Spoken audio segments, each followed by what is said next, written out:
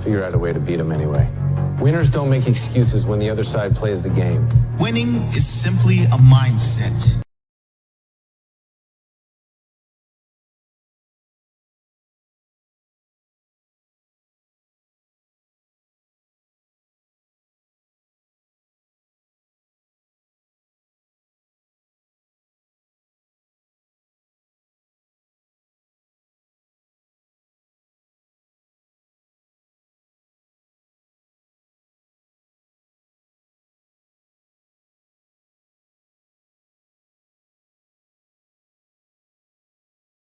It's not about talent, it's about effort.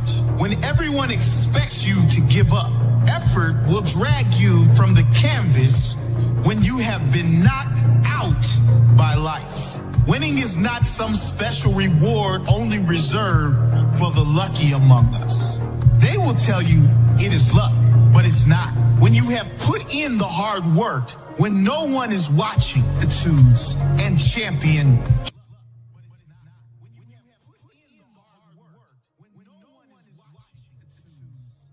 Witness, and apparently I'm going up against someone that I can't trust. Figure out a way to beat them Witness, anyway. and apparently I'm going up Winners against don't make someone that I can't excuses when the other side plays the game. Winning is simply a Excuses when the other side mindset, make however. excuses when Winning the is other side plays the game. winning is simply a mindset. When everyone expects you to give up, Winners don't make excuses when the other side plays the game. winning is everyone expects you to drag you by the canvas. Winning is not some special reward only reserved. Winning is not some special reward only reserved. When everyone expects you to put in the hard work, when no one is watching, when you have put in the hard work, when no one is watching, winning is not some special reward only reserved for the lucky among us. Giving more than they will tell you it is luck, but it's not. When you have put in the hard work, when no one is watching, to get the edge. Winning is what happens when deep down inside you got tired of losing. Winning is what happens when your desire to win is greater than your fear of failure. Winning is what happens when your why is simply your mindset. When your hunger is greater than all the take second first to separate the individual from the rest. What is my win?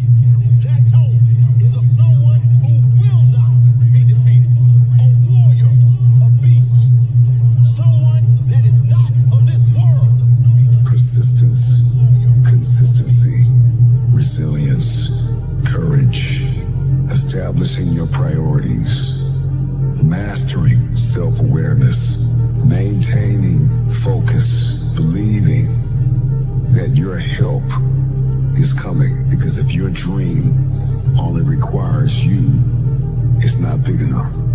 The more you put in, the more you get out. Yes, it can happen. Yes, you can have it. But you can't sit back no more and wait. You listen to me. You can't sit back and wait for it to happen anymore. Now we're gonna go get it. We're gonna go after it. It's on you. It's time to get back to work. Don't make excuses. Don't blame any other person or any other thing. It's your heart and your fucking soul that you gotta put into this shit. I don't care what you're gonna do, but go out there and make something of yourself for God's sake. It ain't about how hard you hit. It's about how hard you can get hit and keep moving forward. How much you can take and keep moving forward. I want you to fail, and I want you to get up and do it again. Don't be afraid of failing, because there's nothing wrong with failing. Say to yourself, it's not over until I win. That's how winning is done. Take ownership of your life. Here's the truth. This is the reality. Nobody's going to believe in you until you've already done it. Nobody's going to come and celebrate with you until you've already done it. The work is going to come before the belief, which means you're going to have to work for a long time by yourself with no applause, with no awards, with nobody telling you good job. Because if you really want motherfuckers to believe in you, go out and build something great. Far too many of you worry way too much about other people and not enough about your fucking selves. When you spend your energy focusing on what other people are doing instead of executing on your own opportunities, you are setting yourself up to fucking fail time and time again. And this goes against what society is, right? Society is all about gossip. It's all about talk. It's all about who's doing what. And it's never about worrying about what you're doing. That's why you don't see successful people hanging out with people like that. Because they worry about their own shit, they worry about their own actions, and they worry about how they can get better at it. How about you take the time you spend gossiping and talking about and worrying about other motherfuckers and put that same time into developing yourself? I just beat me. This ain't about nobody else. I don't give a fuck about nobody else. I just beat me. If I can keep beating myself, then that means that I'm in a battle with the only person that I really want to fucking beat, and that's me. If I can continue to outdo me from the day before, then I'm ahead. My number one competition is me. It's always you versus you. You got to be the one to get up every morning, be disciplined, put in the consistent daily hard work, because that gains success. No coach, no trainer, no mentor, no boss can do it. You versus you. Dedication, hard works. Dedication, hard works. Dedication, hard works. I'm a one-man army. The world can go against me. I'm still coming on top. I got God on my side. And you gotta get to the point where there's no other human that wants your success for you more than you want it for you. Whatever your hand finds to do, execute, execute, execute. You have to begin to fortify yourself. You have to begin to consciously monitor your inner conversation and start talking to yourself. Start building yourself up. Sometimes the only good things you will hear about you are the things that you say to you. Start building yourself up. Start encouraging yourself. Start saying, I can do this. I can make this happen. Change the way you see yourself and begin to tend to the personal details. Understand that nobody's going to take care of your business better than you. You've got to work on yourself. You've got to develop yourself. You've got to talk to yourself day in and day out. Selling yourself on you and on your potentials. Stay focused. Don't listen to nobody. What's on your mind, just do it. Because what's destined for you, you're going to get it. Who's the best player in the world ever? Me. In my mind, I'm always the best. I don't care what people are thinking, what they say. In my mind, not just this year, but always, I'm always the best. I'm always going to say that because I think we have to thinking we are the best in our area. So in my area, I think I'm the best. Do you think what makes you different to the others, to the next rung on the ladder, if you like, of very good players, is the dedication level that you put in? I think I'm good, but I think my main strength, it's my mind. I think it's my strongest point, it's my mind. Because the numbers they don't like. If you see during the last 15 years, my level is always kind of the same. So effort, dedication, work hard, because the talent is not enough anymore. And if you don't dedicate it 100%, not gonna reach the level that you want. For example, you arrive home, you had a lunch, you do it a quick nap, and you wake up, you play with your kids. It's part of my sacrifice, my obsession to win, to have success. You know, when I say success, it's I work for that. Talent is not enough. I dedicate myself so much that this is part of me. Records is part of me. I don't follow the records. The records follow me, which is different. Are you addicted to winning? Yes, I am. I'm addicted to the success.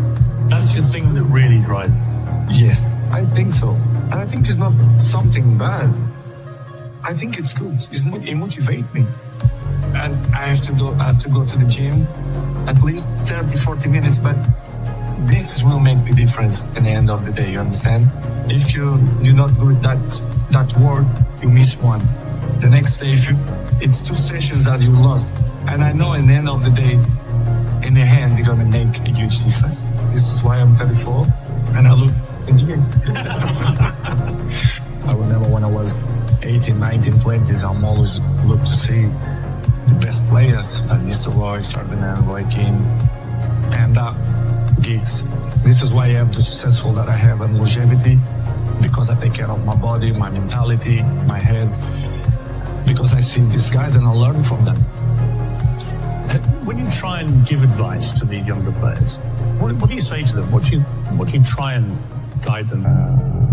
But I'm not complaining. I just want to say that I'm feel happy.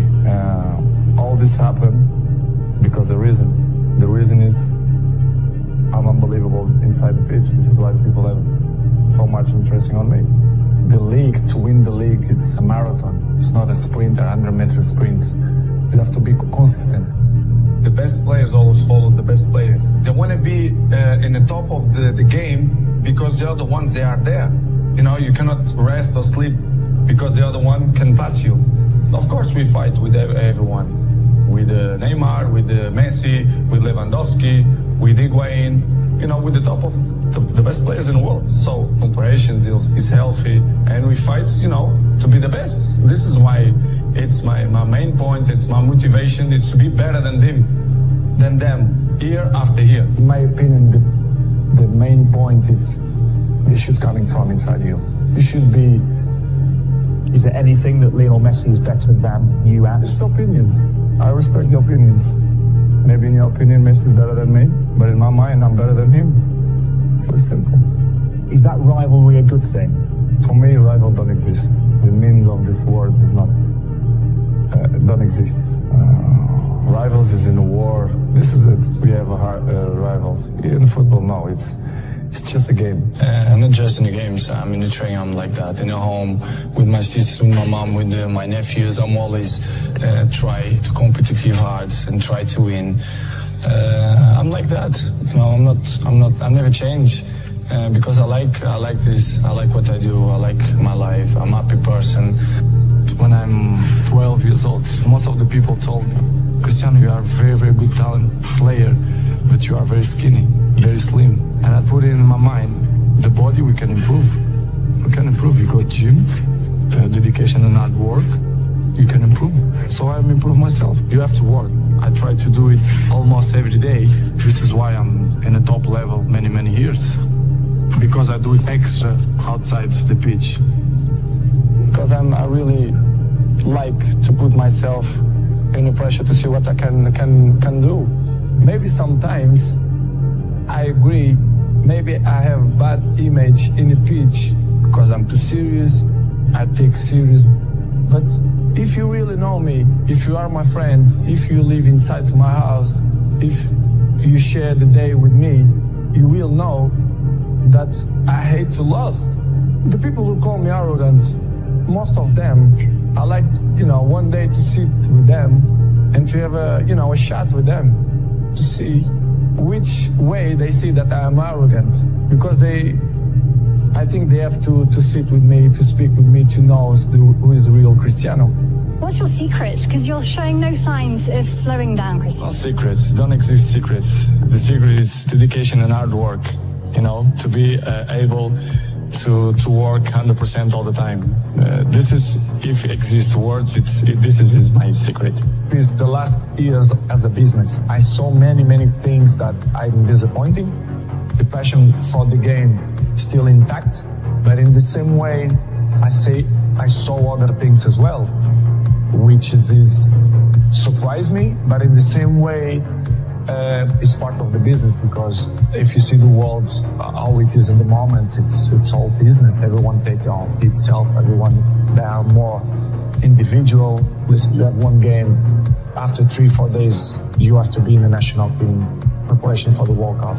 It's hard. Sometimes you have to sell everything and be with your family, take the best decisions. And in this summer, I didn't feel comfortable. I feel uncomfortable the way they treat me, especially the press. They doubt about me, the professional that I am.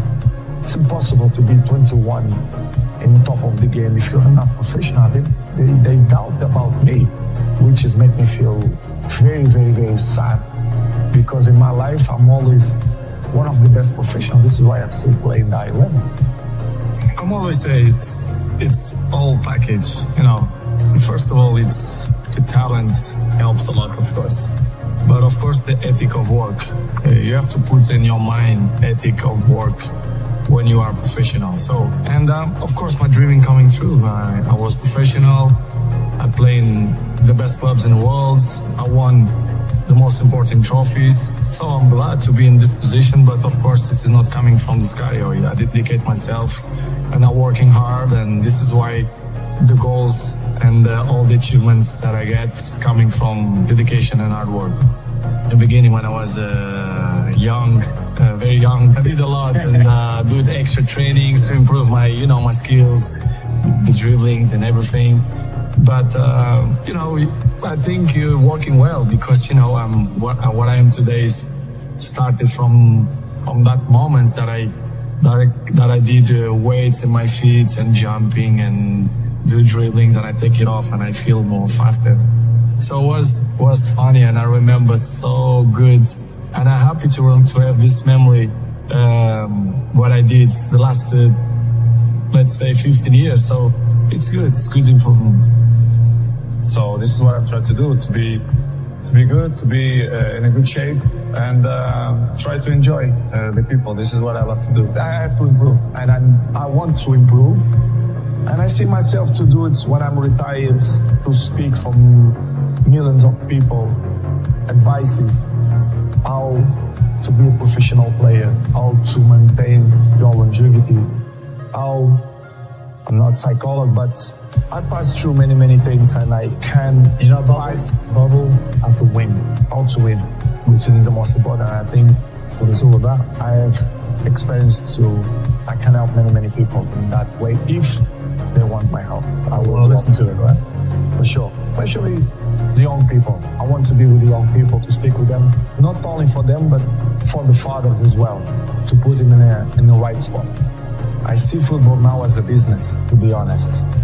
I don't understand. They treat your players like a piece of meat.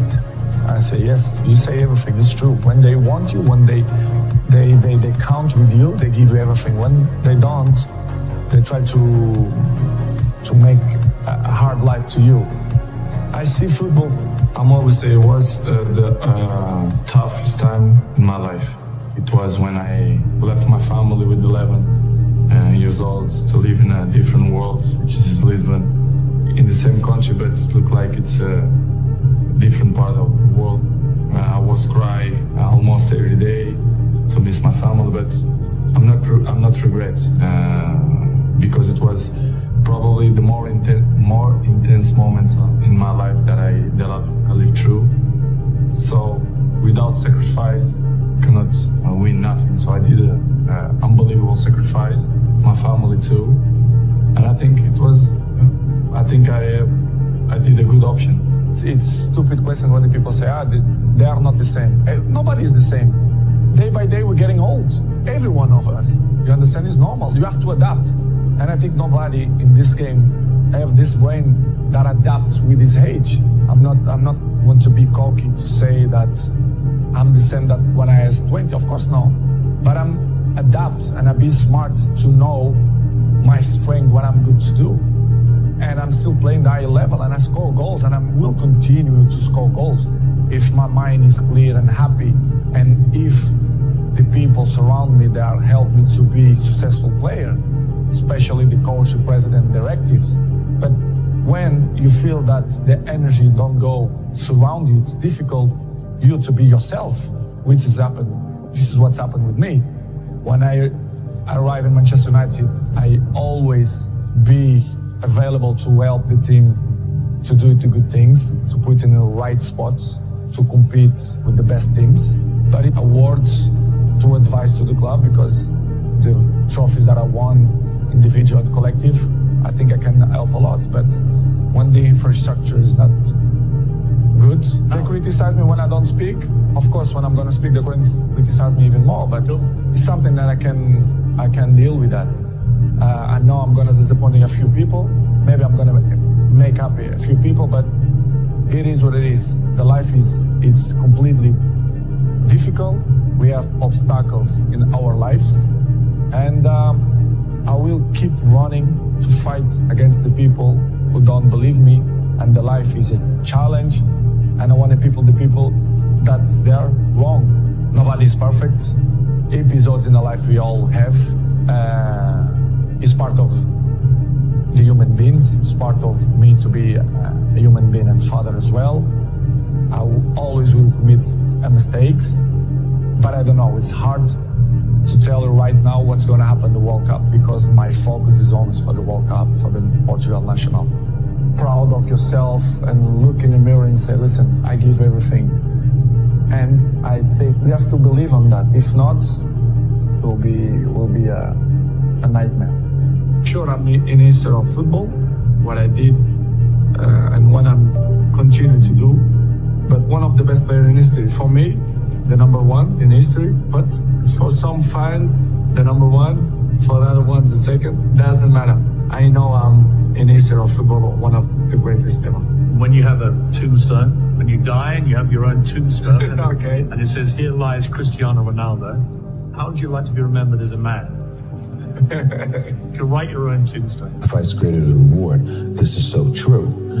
And when you do these things, you'll start seeing that, okay, well, I used to do this. And when you go out and you don't do it anymore, it's very, very clear that you've made the right decision because your friends will still be doing that. And you'll find yourself that you don't fit in with the crowd anymore. You just don't fit in. Do you want to be the best? Yeah. I read somewhere you said you want to be best defender, best shooter, best. How do you avoid complacency as an individual when everywhere you turn, you're the man, you're the number one sophomore in the nation? What pushes you to continue to get better? You know, every day you gotta go out there and work because there's someone out there working too. And if you stop, I think they can pass you up.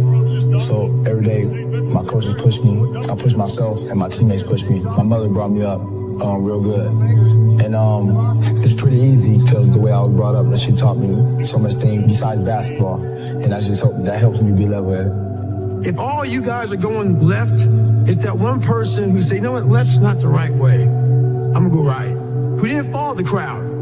That person who's not afraid of doing what they believe is right in their heart and not following someone else because someone else said, let's go this way, and they agree with everybody. I don't like yes men or yes women. If you're right, you're right. We're gonna follow you. But I like people who stand for something, they believe in something, and this is the way I'm gonna go whether you like me or not. And that's what it's about.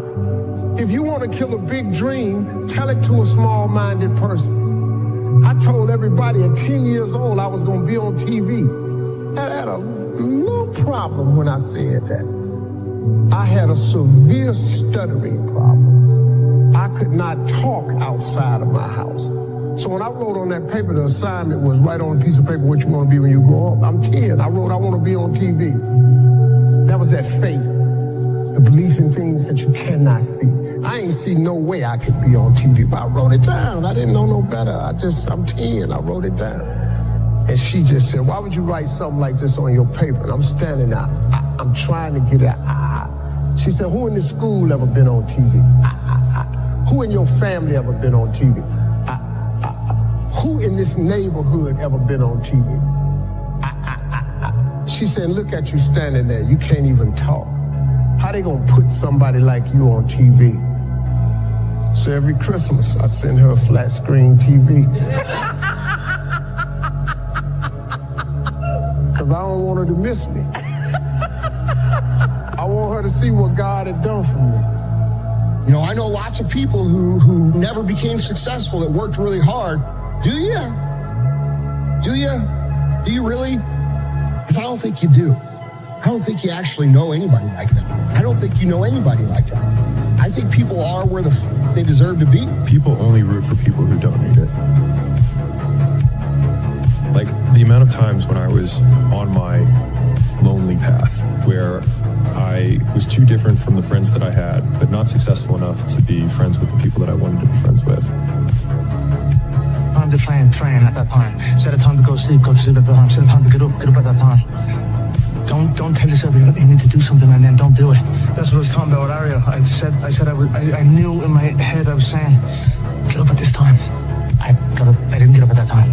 Train at this time. I didn't train at that time. Don't eat this. I ate that. Don't drink that. I drank it. And these all just infiltrate my mental strength. Just little kind of defeats. Exactly, little defeats instead of wins. And it just culminates into, and you just don't want to be here. So I'm just figuring myself out like I've never figured myself out before. No matter what it is. Many times you say to yourself, I gotta lose weight, I'm too fat. And then you know what? During the day you eat at night, and the next day you get mad at yourself. Well, what do you want? What do you want? You gotta change something. You cannot change your life unless you change something. If you always do what you always did, you'll always get what you always got.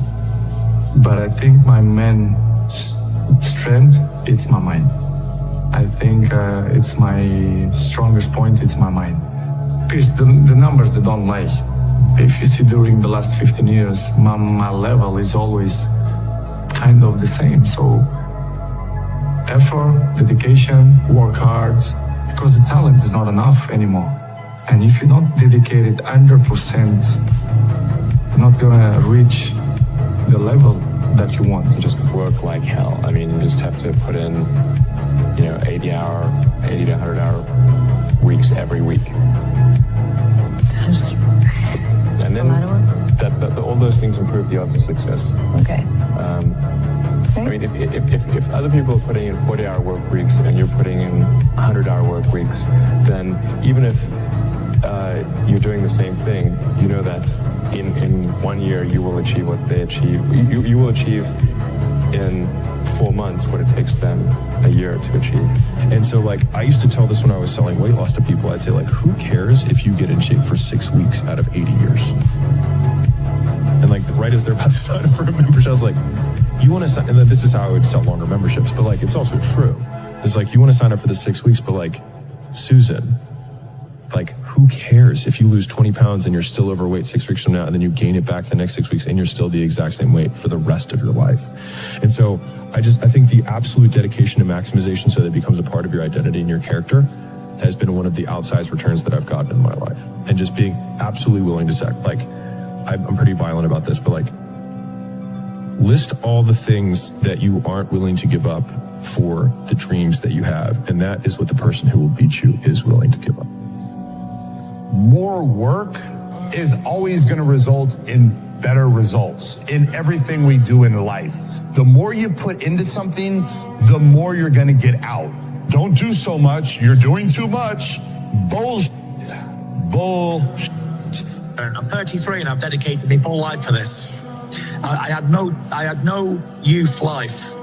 I had no teenage life. I had no young adult life, because guess what? While all my friends and people who I knew were out drinking and partying and enjoying life, what was I doing? Running 10 miles down the road in rain, or killing myself in a boxing gym. And then people say to me, you know what, you're lucky. You're a lucky man, you are. I'm lucky because I fucking worked all the hours that God gave me. I'm lucky because I pushed it further than everybody else would dare to do. I'm lucky because I trained so hard that I can't be beaten. That's a lucky man. I don't think so. I'm not lucky, I'm blessed. I'm blessed to have that determination, that drive. And it's not for success. It's just to be happy today, tomorrow, and the next day. But most importantly, be happy for today.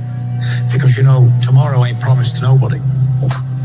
As we all know quite clearly, tomorrow is no certain gift at all. But today we have. Well, where do you go to? You wake up on a morning, it's cold, it's wet, it's dark, you've got no cartilage in your knee, you've got shorts, whatever it is that's the issue today. Keep talking. You've got these problems, right? I need you to keep talking about what you were just saying. It's warm on the couch. Your missus says stay in bed. It's comfy, it's cozy. You've got work later on. You had an argument last night. You're slightly hungover. Because I know every motherfucker ain't going to do what I'm going to do. The life we live, guys, is a differential of margins that's almost unmeasurable. What is successful and what is failure, the differential are so small.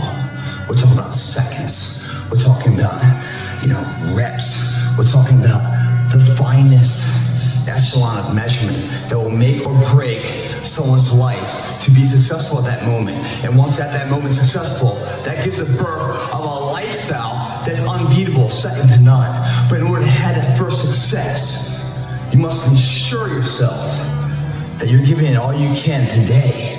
Because the future, we don't know, do we? We're training for that. And when I hear people say terms like good enough, it bothers me to an nth degree. Because they are saying something that is justified at the moment, but not quantitative until a future endeavor of life. So therefore, they are passing judgment on now for a future event that they knew nothing about. They're bullshit. Good enough, if you think about it, good is a positive, enough's a negative. That's an oxymoron right there. It's hypocritical in its own sense. There is nothing that's ever good enough. The only thing that's enough is at the end of the day, the nth hour, the final hour, whatever you're going for, that your hand is raised victoriously. That's when you know it's enough. And you're in the gym right now to ensure that event goes your way. And it will never go your way, guys, if you're saying today is good enough. If you never say good enough today, I promise you tomorrow will always be enough. Whenever good enough isn't enough, you can bet tomorrow you'll have enough. Yeah, I say it all the time. You have to suffer. You have to make that a tattoo on your fucking brain so when that hard time comes again, you don't forget it. You may forget it for a second, but you can go back in the cookie jar, I call it. It's something that we've all endured. I call it the cookie jar, and we often forget how hard we are, but you gotta reflect back. Take a couple seconds, reflect. I've been through this, I've been through that. And then remind yourself, I'm a bad motherfucker. And then you can get through that. But if you don't believe it, you haven't endured shit, you're just blowing smoke, man. And you're not going to get through anything. You're willing to shoulder more than your responsibility of life because you expect and demand something more of life. Champion's mentality, man. Hoping for a good result. You're demanding a motherfucking result. You're going above and beyond what's expected in the gym, what normal people do. You do more than what's normal because you want more than a normal return of life's investment. Be the guy who embraces the ugly, the miserable. Be the guy who embraces hard work, the grind. Don't be afraid of being hurt. Don't be afraid of sacrificing some blood. I tell you, the harder and harder you work in here, the harder and harder it becomes to accept failure out there. Second place isn't an option anymore, guys. The more you give in here, the more you get out there. Why would you not want to give it at all? What else are you going to do? You come here and kill it right now? Or stay home on the couch? Watching the life pass by. What else would you be doing right now? Taking the time off? Or taking the time to get ahead? If it doesn't seem so easy to you, it's because you don't believe in yourself. You believe in yourself, you want to be in here killing it. Because giving you that much more of a chance, because you believe you can become that. Because they don't believe they can ever get there. So therefore, why take the precautionary steps to sharpen and hone the arsenal to really go to battle? Because they don't even want to go to battle because they know they're going to lose. How do you want to look in the mirror? Every single morning, do you want a positive reinforcement or do you want a negative one to go about your day? How do you want people to see you? It's supposed to be hard. If it wasn't hard, everyone would do it. The hard is what makes it great. One thing important is that we all have these moments in time that either make you or break you, that can determine the rest of your life. The rest of your life can be determined by one simple decision. And I had a decision to make. I wanted to quit. I wanted to give up. There wasn't some inspirational quote. There wasn't nothing. It was me, myself, and it was freezing out here. I had to make a decision. The decision I made was to get up and keep on going. That one moment changed the rest of my life. To get something you never had, you have to do something you never did. What if? A lot of times I'll be in a 200-mile run or something like that, and I'm all jacked up. Body's broken, mind's broken, spirit's broken. I started to say, what if I could pull this off? It's the what if I can pull off a miracle. What if I can become someone that no one thinks I can be? And just me talking about that, I have the hair going up on my arms because it makes me just like, what if? So in this job, you're looking for cockroaches, looking for rodents and stuff like that. And this next morning or this next night, I went to work and I don't like cockroaches too much. I hit the mother load of cockroaches. And this restaurant got full of cockroaches and rodents and everything else. And I sat there and said, this is my life. I said, this is my life. You are exactly this is it. And I said, this ain't gonna be it for me. So in that restaurant, I quit my job, left my canister in that restaurant, my spray canister, got back in my Ecolab truck, and I went home. And I started working out like somebody. I became the most obsessed person on the planet Earth. And I had to invent a guy that didn't exist. I had to invent a guy that can take any pain, any suffering, any kind of judgment, be called whatever the f*** in the world, and be able to stand in the room and say, go f*** yourself. I had to build this callous mind, and I built it through suffering. I built it through downright and just crushing myself. If it was raining outside at 3 o'clock in the morning, if it was snowing, the first instinct is don't go out there and do shit. My instinct was, we gotta go out there. Anything that was fucking horrible in my life that I would normally say no, that was inhumane to most people, I had to go do it. And I started callousing my mind at this point in my life. It's supposed to be hard. If it wasn't hard, everyone would do it. The hard is what makes it great. People need to hear the story. This is an exciting story for people because there's a lot of people out there that feel trapped and they feel stuck and they feel like they can't do anything. This is who they are. You're a guy who felt that exact same way, but figured out how to not be that person and be a person that you would admire. What were the first steps? Like, you had some slips before, right? Because you quit because of the water thing. Right. But then when you went back the second time and you decided you're going to lose all that weight and you quit that job, was it just straightforward from there, or were there some days where you just failed and then you picked it back up again? So my first run, when I decided to lose the weight, I was, like I said, 297. I was about 32% body fat. And my idea was to run 4 miles for my first run. I didn't know how bad it's gonna fucking hurt me. I used to run before I was fat, and I was like, I can do this. I ran a 1/4 mile and walked home. I walked home and sat on my couch and cried. I went to my mom's house, who was about maybe 20 minutes down the road, and cried again in her couch, saying, man, I can't do this shit. I don't know what I'm gonna do. I just got somebody pregnant. My life was just, I was making $1,000 a month. My rent was $810 a month. And my mind just kept fucking with me. And kept, you're not good enough, man. This isn't for you, man. These guys are bad fuckers on the planet Earth. You're not that. And what it was, and it's kind of funny, I was obsessed with Rocky.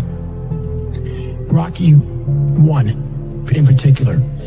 And when I was a kid, I'd come home every day and I watched this fucking show, Rocky. And I would fast forward with the little VHS tapes to round 14. Round 14 fucked me up like nobody's business. Why? This song came on, right? So when I bought the pull-up record, I listened to the song for 17 hours. It's 2 minutes and 13 seconds. And I'm able to visualize and dream like nobody's business. And I know that I can create a vision that many people can't. And I work for it. So the vision I had was when Apollo Creed beat Rocky, beat the out of him, he kept fighting. He was a dumb fighter, couldn't read, that was me. Couldn't read, couldn't write, just punchy, everything about him. And Apollo beat him. He was in the corner, everybody was saying, stay the down. And him getting up, Apollo Creed raised his arms up in the air, turned around, thought he won the fight. He turns around and sees this guy getting up, and it was the face of Apollo Creed that changed my life. The face of Apollo Creed. It was like, just by that motherfucker getting up, not winning, just by him getting up, Apollo Creed was champ. He's the best. Rocky had taken his soul. Had literally taken his soul. His head goes down. He looks at him like, what the are you? I wanted to be that. Not Rocky. I wanted to be the guy that people looked at. I don't care if you like me or didn't like. I don't care. But I said, this girl's going to keep coming after whatever is in front of him. I wanted that. I wanted that worse than anything in the world. I tell you, the harder and harder you work in here, the harder and harder it becomes to accept failure out there. Second place isn't an option anymore, guys. The more you give in here, the more you get out there. Why would you not want to give it at all? What else are you going to do? You come here and kill it right now? Or stay home on the couch? You know, watching the life pass by. What else would you be doing right now? Taking the time off? Or taking the time to get ahead? If it doesn't seem so easy to you, it's because you don't believe in yourself. You believe in yourself. You want to be in here killing it. Because it's giving you that much more of a chance because you believe you can become that. Because they don't believe they can ever get there. So therefore, why take the precautionary steps to sharpen and hone the arsenal to really go to battle? Because they don't even want to go to battle because they know they're going to lose. How do you want to look in the mirror? Every single morning, you want a positive reinforcement or do you want a negative one about you today? How do you want people to see you? If you didn't withdraw in fear from anything from everything that life threw at you, who could you become? Now, I would say that's the central religious question in some real deep sense. You know, are more things thrown at us than we can manage? Well, that's a tricky question because pretty dreadful things are thrown our way. And you might say, well, that's just presents an insuperable barrier to progress. That's not very helpful because you're alive, here you are, you got these problems to contend with. And if it's an impossible task, then how could you be anything but hopeless and desperate? But then you think, well, wait a second. How would things transform if I took this on as a voluntary adventure? To get through where I became, to get through where I'm at now, there's nothing but pride I have for myself that I can't really show people. Because I have this face that they see like, are you happy? What's wrong with you? I'm driven. I'm obsessed. And that's what you see. That's it. You have to pick a path of discipline. I found that nothing in life is worthwhile unless you take risks. Nothing. Motivation is a feeling that comes and goes, and it doesn't matter whether it's there or not. And discipline is infinitely more important. So no matter how you feel, get up and do what you're supposed to do. That's it. And that's discipline. It's not motivation. If you only did what you were supposed to do when you were motivated to do it, that's leaving it to chance. But if you're disciplined, you go do what you're supposed to do. That's the way it works. And this thing that people do where they avoid discomfort, it sounds ridiculous, but then it just creates more discomfort. You don't realize that in embracing discomfort and forcing yourself to do something very uncomfortable that you can control, like an ice bath, like a sauna, like a run, like a workout, you are eliminating another form of discomfort. I torture myself physically. I'm always working out. I'm always exhausted. I'm always taking ice baths. I was in the sauna before I got here today. I'm always doing something. Always. I never have a day where there's not some kind of struggle. If I have a day where I just lay around, I'm like, this is weird. Like, it's one of the things that I have to do on vacation. When I get up in the morning, whenever I'm on vacation, the first thing I do is work out. I'm like, I gotta do this, otherwise I'm not gonna be able to enjoy this time off with my family. I gotta get up before everybody else, and I gotta work out hard. Look, when you're a kid, you're all potential.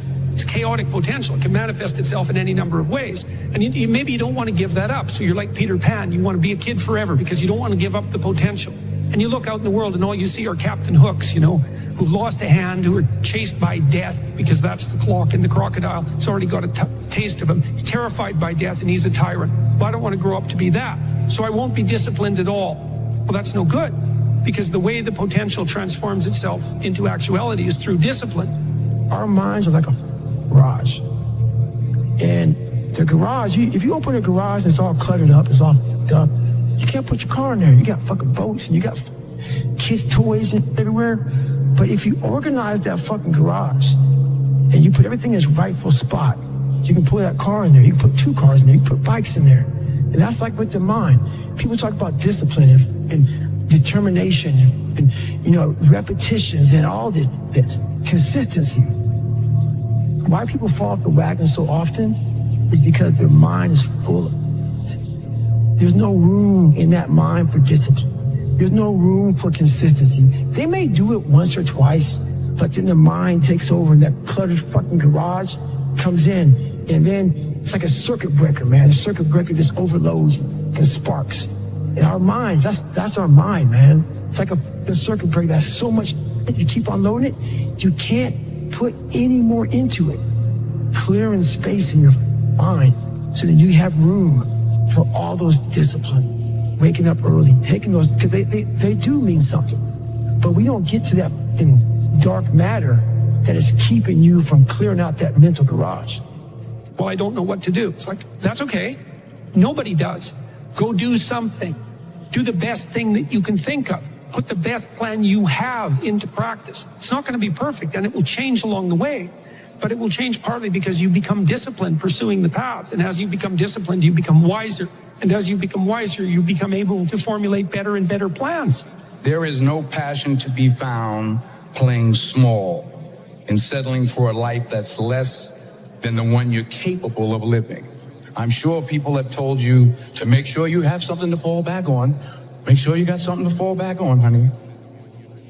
But I never understood that concept, having something to fall back on. If I'm going to fall, I don't want to fall back on anything. I want to fall forward. I figure at least this way I'll see what I'm going to hit. The thing is with me is I don't give up. I don't give up. Yeah. I don't give up when anybody says or what anybody thinks. I have this mindset. I know exactly who the f*** I am. I have my circle of people that I hang around with who know me and know what I'm about and whatever. And anybody else who doesn't like it or doesn't want to, you're bad. There comes a day where push comes to shove. Where being mediocre, being like average, it just burns, it sucks so much. You can't deal with it one more day.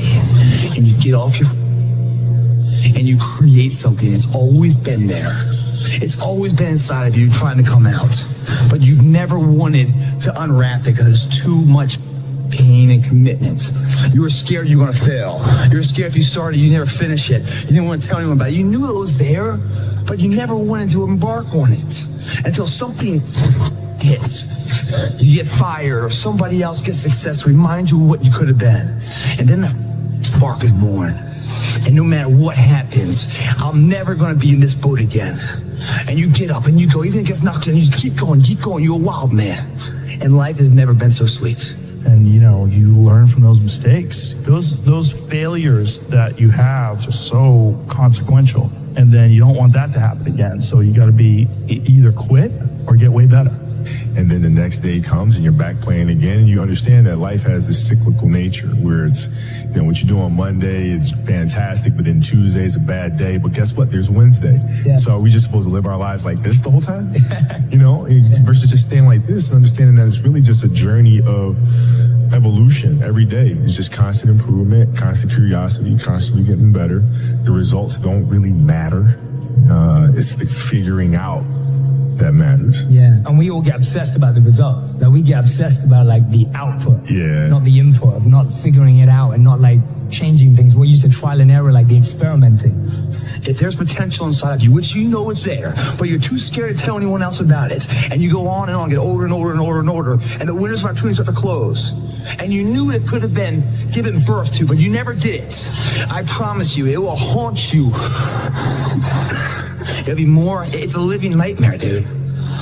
That fact that you have the ability to do something and you're too weak to turn the key and start the engine on it is a greater disappointment and a greater burden to carry than any of this physical sweat equity or pain in the gym or sacrifice.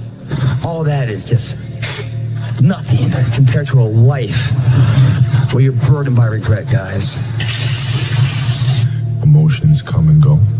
The important thing is to accept them all, to embrace them all, and then you can choose to do with them what you want versus being controlled by emotion. You know, a lot of times I've seen players, even myself, you know, when I was younger, being consumed by a particular fear, and to the point where you're saying, okay, nah, it's not good to feel fear. I shouldn't be nervous in the situation. Like, nah, and it does nothing but grow. Versus stepping back and saying, yeah, I am nervous about the situation. Yeah, I am fearful about the situation. But what am I afraid of? And then you kind of unpack it. And then it gives you the ability to look at it for really what it is, which is nothing more than your imagination running its course. Yeah, absolutely. Yeah, I love that. Because what you're saying is that when you're dealing with something, it's almost like, how can I get to the root of it? Yeah. Because sometimes what we're dealing with, like you're saying, it's an imagination, an illusion. It's not really... It's not really a thing. Next time you're facing a fear, next time you're going against something, do that. Like literally unpack it. Don't just settle for your first answer, because the first answer is rarely the right one. Don't hide from it. You know, you got to be able to look at it and, you know, and deal with it head on. Yeah, I love that, man. Say, man, me and you are going to do this together. And you're going to be on my if I start slacking. I'm going to be on your if I start slacking. And I'll never accept mediocre again. I'm always going to give it my 110%. That's the only thing I can ever say a solid day's work. That's all that will ever find peace in. If you guys do not do that, I promise you, your life will haunt you for the rest of your days. I hope you guys get what I'm saying. I'm telling you what, man, once you get it, come on over this side of the fence, you don't see problems anymore, man. You see situations. You see possibilities. And you can't wait to get them started, man. You're like, why did I wait so long to engage? It doesn't matter about the past. It's today. What are we doing today? What are we going to engage now? And once we engage, we commit. There's no half commitment. There's no quarter commitment. There's no three-quarter. It's full commitment. Once we engage, it's every day we engage. Because that's the better life. And the people you will surround yourself are like-minded. And they're better friends. Friends and family for life, man. They have your back. They're solid individuals doing solid tasks, leaving a solid impact of legacy for other people. That's a solid life, man. It's your option, though. What are you going to do?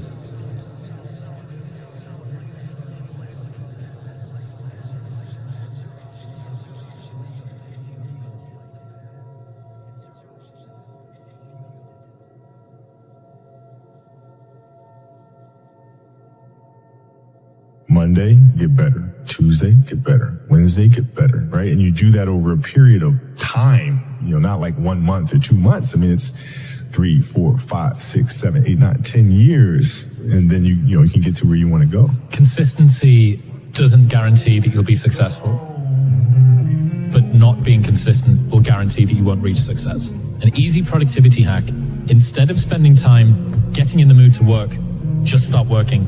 Confront the work. People think they need perfect conditions to start, when in reality, starting is the perfect condition. 1 day in the gym is basically imperceivable. 2 days in the gym, you don't recognize any change whatsoever. 100 days in the gym, and you're almost a new person. 1 day of playing guitar, you can barely play one chord. 100 days of practicing guitar, and you can play literally almost any song. So take the small steps every day. Do what you're supposed to do. And don't expect some incredible results in 1 day or 2 days or 10 days. worthwhile things take 100 days. They take 500 days. Maybe they take 5,000 days. They take time. If you go to the gym and you work out and you come back and you look in the mirror, you will see nothing. And if you go to the gym the next day and you come back and you look in the mirror, you will see nothing. Clearly there's no results, can't be measured, it must not be effective. So we quit. Or if you fundamentally believe that this is the right course of action and you stick with it, you commit yourself to the regime, the exercise. You can screw it up. You can eat chocolate cake one day, you can skip a day or two. You know, it allows for that. But if you stick with it consistently, I'm not exactly sure what day, but I know you'll start getting into shape. I know it. Going to the gym for 9 hours does not get you into shape. Working out every day for 20 minutes gets you into shape. It's not about the events. It's not about intensity. It's about consistency. But more importantly, consistency, because without commitment, you'll never start, but without consistency, you'll never finish. So this guy just passed me. He said, God, just be average today. Some of you just don't understand. Some of you have been average for so damn long, you don't know what it is to do hard work. But there's a lot of you out there who want to be much more than average, but just don't know how to do it every single day, the grind. Then you find someone to oil those fucking gears up. So check it out. This is a mindset. Maybe it's true, maybe it's not. But there's a fucker out there who wants what you have, who wants the position you are, who wants the job you have, who wants the wife that you have, or the husband. There's someone out there hungry that wants everything you can have. Maybe it's true, maybe it's not. But if it is, it's gonna be your ass. So make that a motivation for you. Stay hard. Some people it's attractive and they go, I want to do that too. Like, you seem pretty happy despite all the stress you're under. Like, how are you doing that? And I'll tell people that because I create my own bullshit. And my own it's way harder than whatever I'm facing in the world. And that's how I mitigate the stress of success and pressure and criticism and all that stuff. Like, I do to myself way worse than they're ever going to do to me. So that's how I mitigate it. Also, I calm my body. I calm my mind through calming my body. And I calm my body through work. I make it work. And I make myself do things that are very uncomfortable, that I don't want to do. And by doing that, I develop this strength and perseverance. And some people hear that and like, I don't even want to fucking nap. You're exhausting. Like, I'm not you. I don't want to do that. And they just like, it takes them away from that. And I'm like, you don't even have to do that. Just go for a walk every day. It sounds like it's easy to do, but you're just gonna, when that walk comes and you look at your clock, oh, it's 8 o'clock, time to go for that walk. You're like, I don't want to walk. I'll just rather play video games. I don't want to walk. I'd rather like read emails. I don't want to walk. I'd rather like scroll through TikTok. But if you just force yourself to go for that fucking walk every day, you will develop mental perseverance. You will develop some tenacity. You'll develop the ability to force yourself into work. And it doesn't have to be grueling. It just has to be a thing that you have to do. Or it's when you get fired from your 5th job, you know, when your wife and kids are on your ass because you don't have support anymore. There comes a fucking day where push comes to shove. Where being mediocre, being like average and shit just fucking burns and sucks so much. You can't deal with it one more day. And you get off your fucking ass and you create something that's always been there. It's always been inside of you trying to come out. But you've never wanted to unwrap it because there's too much fucking pain and commitment. You were scared you were going to fail. You were scared if you started, you never finish it. You didn't want to tell anyone about it. You knew it was there, but you never wanted to embark on it until something fucking hits. You get fired or somebody else gets success, reminds you of what you could have been. And then that fucking spark is born. And no matter what happens, I'm never going to be in this boat again. And you get up and you go, even if it gets knocked down, you just keep going, you're a wild man. And life has never been so sweet. That can happen at an early age, it can happen at a later age. It's going to happen to somebody no matter what's going to happen to you. And when it does happen to you, thank your lucky stars that finally you're alive. It's time to unwrap the potential you can be. Superior, man. It's within you. It's within every single one of us. And the people that have risen to that level were no different than any one of us. It's just they believed it and they're willing to work their fucking ass off to get it. It wasn't about the potential. It wasn't about the genetics. It wasn't about the perseverance. And it wasn't about being the hardest fucking worker in the room. Do you ever have a day where you just think, I can't be asked to do anything. I'm not going for a run. I'm not stretching. I'm doing nothing. Every day. Yeah. So you have the thought, but you don't have the day. Every day. Do you ever let yourself have a day where you just watch Netflix? Never, because guess shit what? on Netflix. I'm haunted. No, I can't do it. I can't do it. There may be some days I get up with poopy pants, and I'm like, you know what, man? Fuck this, man. Like, what am I training for? Yeah. I have no race in the docket. Why am I having this such a structured life? Why? And I'm like, you know what? I'm good. I'm done. I retire every day. Yeah. I'm done with this shit. And I sit around and I say, okay. And then this is my thought process. So you want to be normal. So you just want to be like everybody else that roams the world, not knowing the power that's in them. Being fine with being mediocre. You want to go back to who you were, huh, David? Like, fuck that, man. And you have that conversation with yourself every day. Not every day, it's those bad days. Yeah. It's those bad days. I see a whole bunch of people walking around out here who have no idea how talented they truly are. And I'm talking about talent, like some God-given ability. Talent that sometimes you have to hone, you have to work on, you have to harness yourself.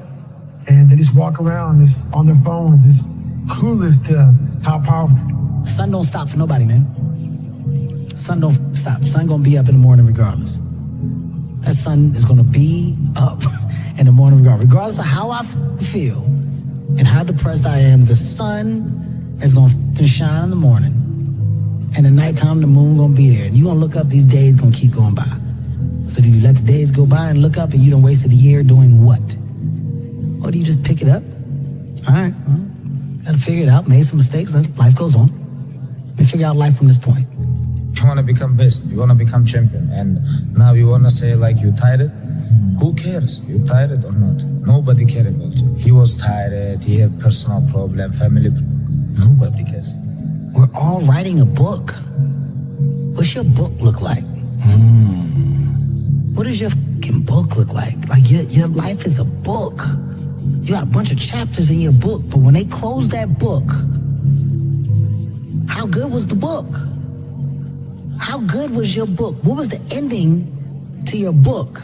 Yeah. What was really your work ethic like, and for how long did you stay disciplined? Well, I mean, every day. I mean, since 20 years. It was an everyday process, and trying to figure out strengths and weaknesses. For example, jumping ability. Now, my vertical was a 40, wasn't a 46 or a 45. My hands are big, but they're not massive. Right, so you got to figure out ways to strengthen them so your hands are strong enough to be able to palm a ball and do the things that you need to do. Quickness, I was quick, but not insanely quick. I was fast, but not ridiculously fast. Right, so I had to rely on skill a lot more. I had to rely on angles a lot more. I had to study the game a lot more, and it just never changed. What I found is that winning doesn't happen on show day. It happens in those early mornings, painful workouts, long cardio sessions, and hungry nights. It happens in those moments of fear we all have when faced with a difficult goal, and then more so in what you make of that fear. It happens in every second of every day before you win. If you can take every opportunity you have to bring yourself closer to your goal, win every one of those opportunities, all while becoming more resilient in the process, how can you lose? That is an exciting opportunity. I became obsessed with being the baddest that God ever created. Am I that? I don't care. I believe it. And I was trying to tell him, once you become obsessed with something, obsessed, it's okay to be unbalanced for a while. It's okay. Don't be all this stuff people say, you got to be balanced. To be the best in the world at what you do. It's not about being a Navy SEAL, people. The best at what you do, you have to be unbalanced to find every bit of energy and strength that you have to pull it off. How bad do you want it? There's two options. To continue forward, pushing upward. And if you do, that dream is given birth, and forever you will live in the reality of it. If you stop, quit, throw in the towel, I promise you, there's no distance you can travel far enough to find that dream again. For it is dead. And in its death, it's replaced by regret. What's the least amount of sleep you played a game on? Is there a story where it's like, you know, no one knows about, where you went and played a game and it was so insane for whatever reasons? No sleep. You played a game with no sleep. Zero sleep. Zero sleep. It's like, you know, kids, you know, Natalia had a certain, you know, health situation, what have you, and you staying up all night, and then you got to go out and perform because fans don't know, you know, teammates don't know, nor do they care, nor should they, that you've been up all night. You got to perform. Like, I see a lot of players take vacations with other players that are close friends, and or just take vacations just to take vacations, or just hang out just to hang out. Like, I never did that. Why not though? Why didn't you do that? Well, because when I retire, I didn't want to have to say, I wish I would have done more. All week he was work hard. End of the week, if you don't tide it, this is good question. You have to worry about yourself. But this is Saturday. Your 6th day, you work so hard. Of course you're gonna tire. Tomorrow rest, and Monday we're gonna begin one more training. If you don't want, go back to Dagestan and stay with your mom. She's gonna give you every day good breakfast. You don't do nothing. Stay there. But if you come here, don't complain. You wanna become best. You wanna become champion. And now you wanna say like you tired? Who cares? You tired or not? Nobody cares about you. He was tired. He had personal problem, family. Nobody cares. A lot of people live their entire lives not fulfilling their purpose. One time in my life, I felt that. What was my purpose? Till you find the center of your being, you will continue to walk, going through the motions. The one companion that's always going to be with you is yourself.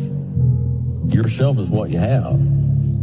And you need to encourage yourself. You need to look around, and you need to be able to say, look, I'm not stuck here unless I choose to stay here.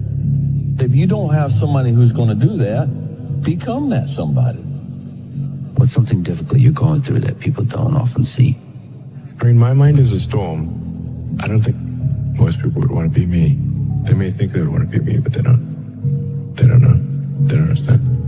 There's 24 hours in a day where you're alone in this brain, and your brain is talking to you in all kind of ways, and it wants to control you and pull you in these different pockets.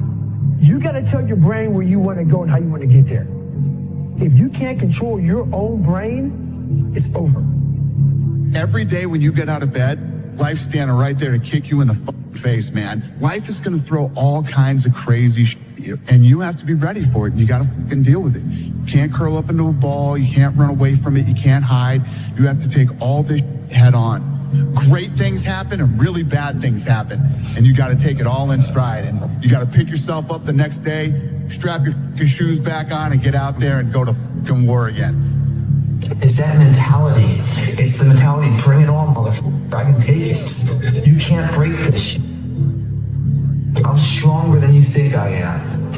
And everything you throw at me and all the hardships you throw at me, you might knock me down, but I get back up and I'll be stronger for it. It's that mentality that builds an iconic status that centuries from now people still talk about. Nobody cares. You know, at the end of the day, nobody cares. What we're going through, how your body feels, nobody cares. We gotta do our job. And we emphasize that to each other again today. You know, hey, I got your back, you got mine, nobody cares, man, we gotta go. Is it fair? No. Life is tough sometimes, and it's not fair. And it doesn't care sometimes. But you're gonna hold true to what you believe, and you're gonna hold true to who you are, and you're gonna be that person whether it's easy or it's not. I go to such places in my mind, and I study the darkness. There was no team. It was you. There was no weight loss program or mom and dad waking you up saying you can do it, you can be better, trying to build belief. You built belief, but you had nothing. Rock bottom. I lived alone for so many years in this misery. I can take myself to such a level of real passion and purpose. I've trained 99% of my life alone. I did all of the work alone. I never ran from anything because I had nobody to go to. I've always had that, where I'm going. Home to get me. Ain't nobody there. You know what I'm saying? Like, so I've always been in a situation where I'm forced to deal with it myself. You always have to be the person who roots for you before everybody else does. And it's usually a single clap in the auditorium for a very long period of time. It is a slow clap. That's just you rooting for you. The path of the exceptional person is one of an exception, which means that you are not with other people. The superpower of learning to be alone and enjoying it. These times where you just think about things, just be alone and think about things are so rare these days. During those rare times is when you really get to understand what you actually believe or don't believe. It's a lonely journey. You're isolated. Those who used to keep pace with you will fall off. They'll see where their world ends and yours begins. Your ability to suffer, endure, outwork must be greater. You must be willing to extend yourself to the limit with no guarantee of success. Every day, you must ask yourself, did I do enough? There's a moment when every boy realizes no one's coming to save him. And that's when he becomes a man. And some boys never get there and stay children forever. No one's effing coming to save you. No one. No one's coming to push you. No one's coming to tell you to turn the TV off. No one's coming to tell you to get out the door and exercise. Nobody's coming to write the business plan for you. It's up to you. Unless you understand that you've got to push yourself, you're not going to make your dreams come true. Largely, everyone needs to go through the same challenges that you're going through. Every single difficult thing that you do is kind of like a massive wall that you need to get over. And you go, wow, I'm so glad that I've got over that wall. And think about how many other people are going to fall that wall. What I've learned is to always keep going. Always. What I've come to find out is that, no matter what happens, the storm eventually ends. And when the storm does end, you want to make sure that you're ready. And so I've really learned to put one foot in front of the other, good, bad, or indifferent, because eventually that storm passes. If you don't show up, guys, you know the outcome. You'll never get the job, never get the part, never get the girl if you don't show up. If you show up, you put yourself in a situation to create those opportunities. And when you show up, how hard do you go? That's the faster the opportunity will come to life for you. It's up to you guys. Small down payment that you're willing to pay every day to the large investment of a greater life. You only got one life, guys. If you work it right, you only need one. I told myself I couldn't quit. I told myself this was going to happen. This is destiny. Whatever is really burning in your heart, you got to really believe in yourself. Even when nobody else won't, you got to believe in yourself and say, I'm not stopping. And I told myself I'd die before I stopped. When you feel like giving up, don't. When you thinking about giving up, don't. When it look like you ain't gonna make it, keep going. When they tell you you can't, come on, man, who are they? You got to be relentless. I gotta thank the man up top, G.O.D., because I'm nothing without him.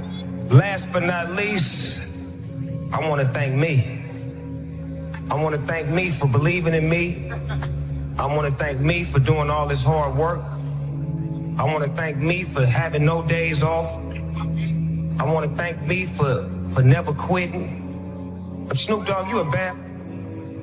Do you be yourself and make sure that you love being yourself. There's going to be roadblocks, there's going to be tribulations, but always remember this is a life experience. Accept the experience, appreciate the experience. Find your journey, respect your journey, and love it. You're going to realize it one day. That happiness was never about your job or your degree or being in a relationship. It was never about being like the others. That happiness was always about the discovery, the hope, the listening to your heart, and following it wherever it chose to go. Happiness was always about being kinder to yourself. It was always about embracing the person you were becoming. One day you will understand that happiness was always about learning how to live with yourself. That your happiness was never in the hands of others. It was always about you. It was always about you. Just shut up and let me enjoy this pain. I don't want anything to numb it. I don't want anything right now. Those times when you get up early and you work hard, those times when you stay up late and you work hard, those times when you don't feel like working, you're too tired, you don't want to push yourself, but you do it anyway. That is actually the dream. When they saw me in the gym in the pumping iron days, they said, why is it that you're working out so hard? 5 hours a day, 6 hours a day, and you have always a smile on your face. The others are working out just as hard as you do, and they look sour in the face. And I told people all the time, I said, because to me, I'm shooting for a goal. In front of me is the Mr. Universe title. So every rep that I do gets me closer to accomplishing that goal, to make this goal, this vision turn into reality. Every single set that I do, every repetition, every weight that I lift will get me a step closer to turn this goal into reality. So I couldn't wait to do another 500-pound squat.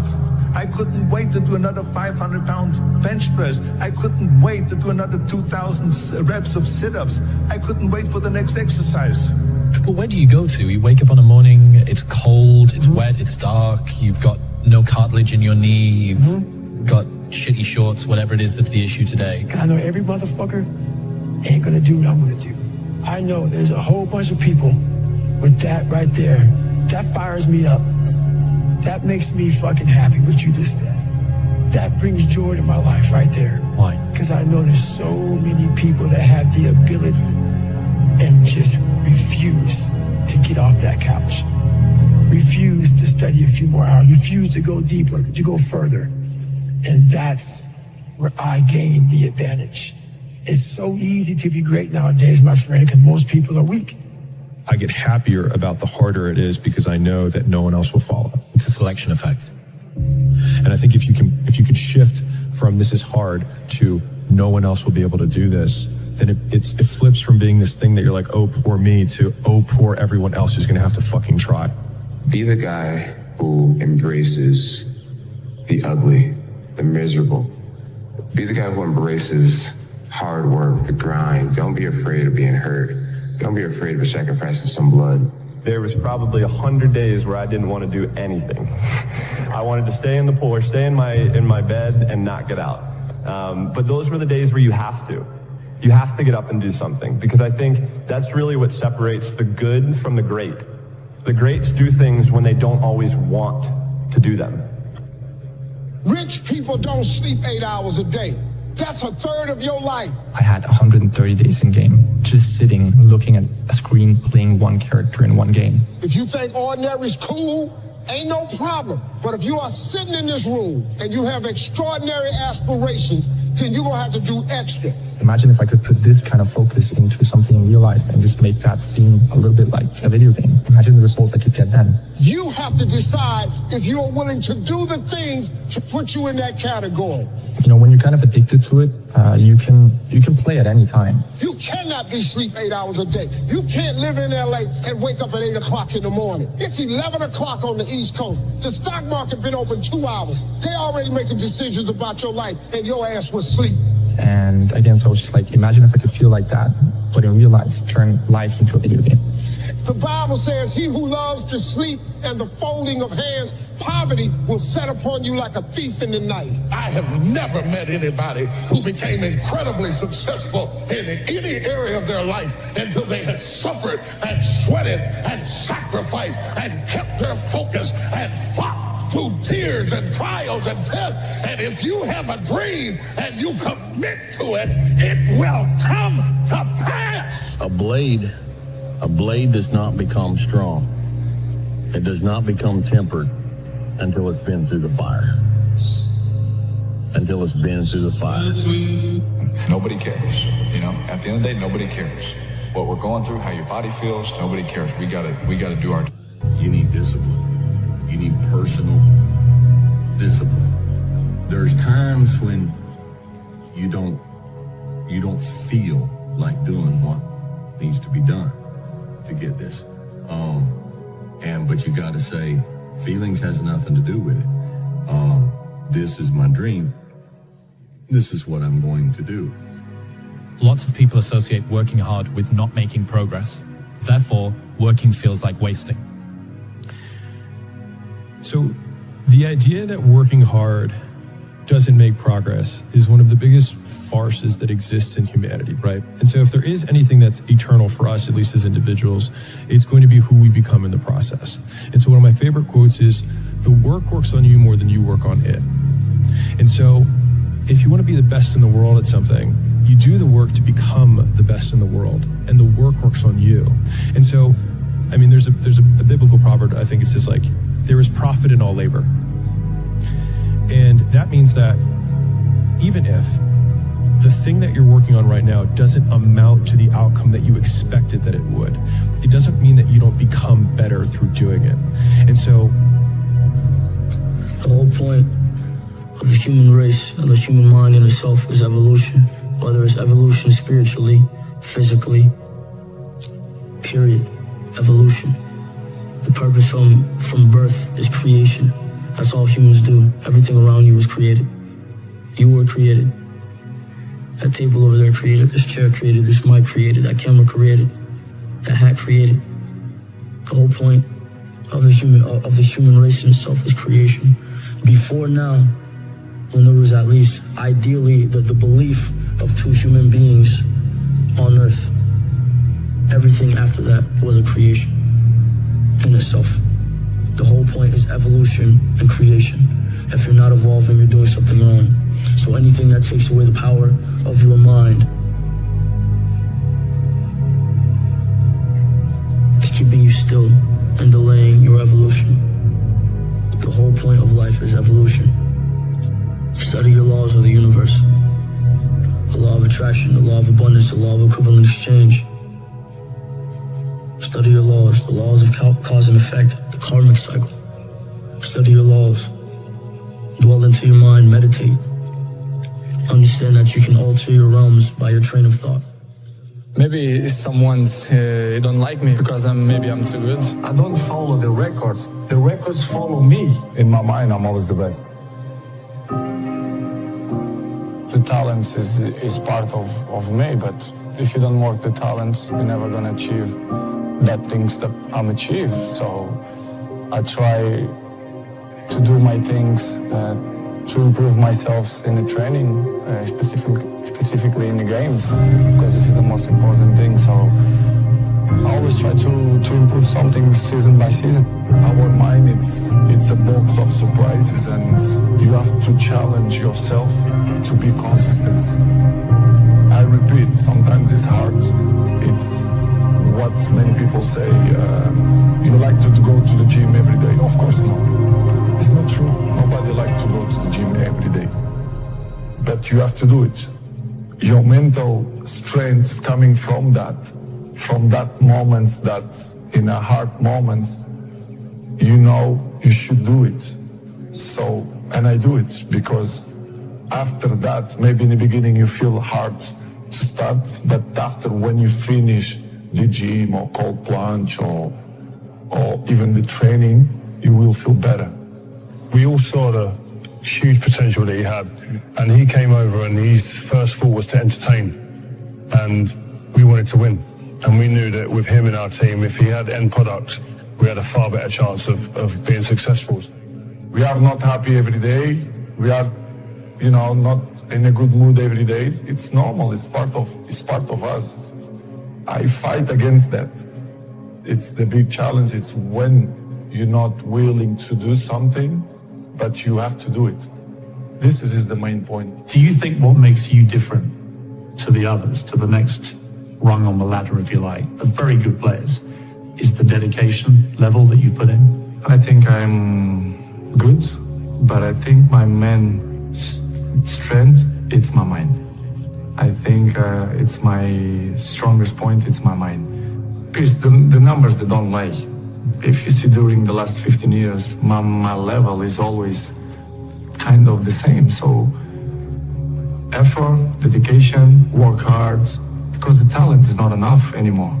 And if you're not dedicated 100%, you're not gonna reach the level that you want. Nobody's perfect. We failed too many times. We have so many uncertainty in our life that we have to be capable when we are down to step up. It's part of the journey, it's part of the process, it's part of our education. In my case, I learn the most when I'm down. And it's good that these certain moments happen, because when you are in the top of the wave, you don't see under what's going on. I'm always say to my friends, it's good to have problems. It's the only way that you can improve. The secret is dedication and hard work, to be able to work 100% all the time. This is, if it exists words, this is my secret.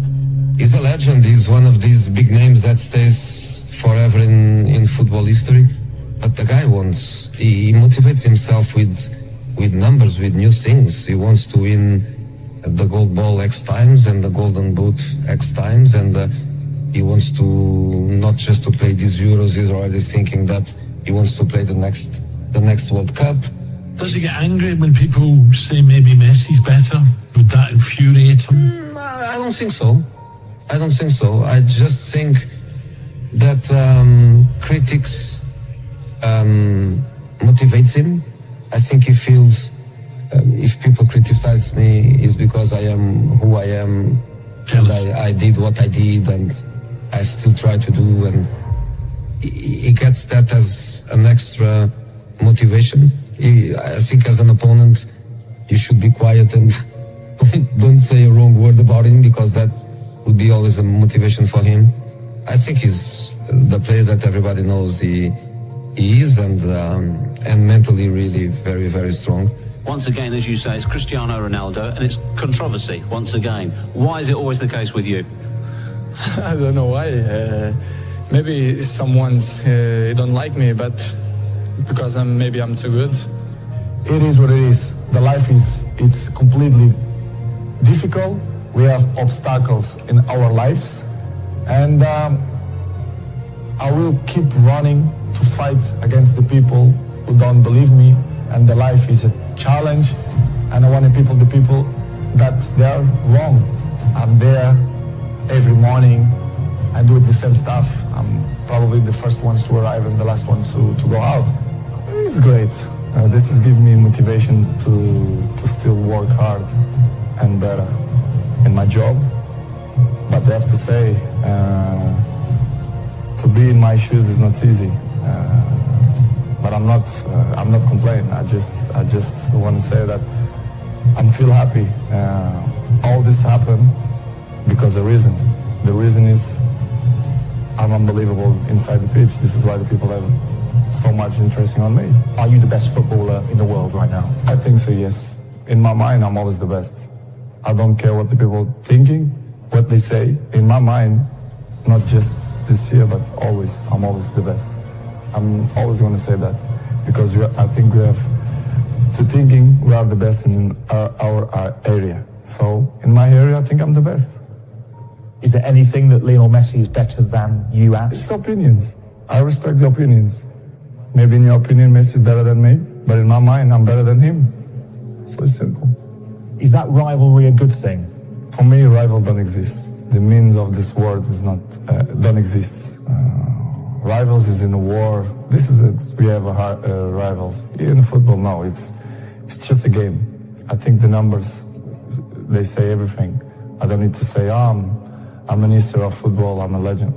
The numbers say everything. So I'm very comfortable.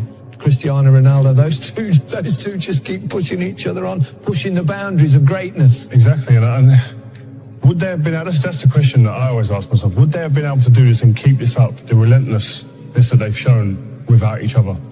If they was out on their own, no one else around, would they continue to have done this? That's the question. No, I think they probably do add to the motivation. Yeah, 100%. I think all the great sportsmen in the world have always had that someone else to feed off, and I think this is another great rivalry in football. They don't talk about it. Seems like there's a bit of a respect between them. They don't ever mention each other really, but they're just phenomenal to watch. And people try and make comparisons of who's better, etc. Just enjoy them, man. How much has Lionel Messi pushed you to become a better player?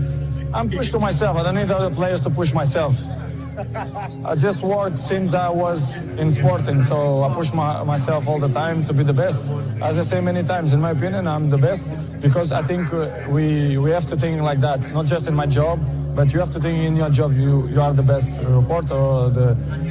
And I'm thinking like that. If I'm not thinking like that, I'm not going to be stronger than I think I am. But you also love individual awards. They matter to you. It's part of my sacrifice, my obsession to win, to have success. You know, when I say success, it's I work for that. Talent is not enough. I dedicate myself so much that this is part of me. Records is part of me. I don't follow the records. The records follow me, which is different. Are you addicted to winning? Yes, I am. I'm addicted to the success. Because that's the thing that really drives you. Yes, I think so. And I think it's not something bad. I think it's good. It motivates me. If something not motivated, it's better, to stop. We shared this stage 15 years, me and him. I don't know if it's ever happened in football. The same two guys in the same stage all the time.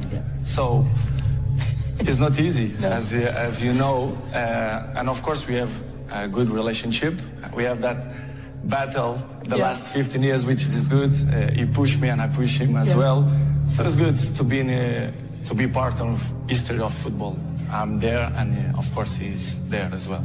When I was at Manchester United, and you think, who was that person who had a massive impact on the club while they were there? And you can't look no further than Cristiano. And you talk about mindset. I don't know a stronger, more determined, obsessed player that I'd share the changing room with, because he was just phenomenal. Why we don't believe that we can do it better? You have to believe, you have to be positive to try to change the things. They only give up to the guys who is weak mentally. This is why I mentioned in the beginning, you have to implant that in your mind, that we are capable to change things. Well, my best works is dedication and hard work. To achieve this kind of things, you need to work hard and, be a great professional, be serious in your job. And this is what I try to do. Been a great debate over the last few years with him and Messi. But I think over the last 6 months, I think he's gone on to another level. I think he's out there on his own. The way he started the World Cup, the way he finished last season. How many times can we say it about him? His improvement, his attitude. And I think a lot of it is not natural ability for Ronaldo. As brilliant as he is, I think it's just sheer hard work, determination, desire, courage. He's got a lot of courage. Wants to get in there. He's brave. I've said it before, the guy's a genius. This difference between making it because of talent and making it because of work ethic.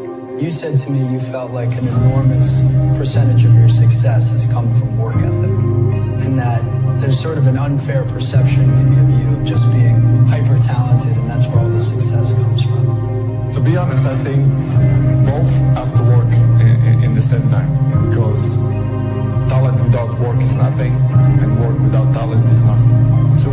So I think they both mix up. And of course I have two.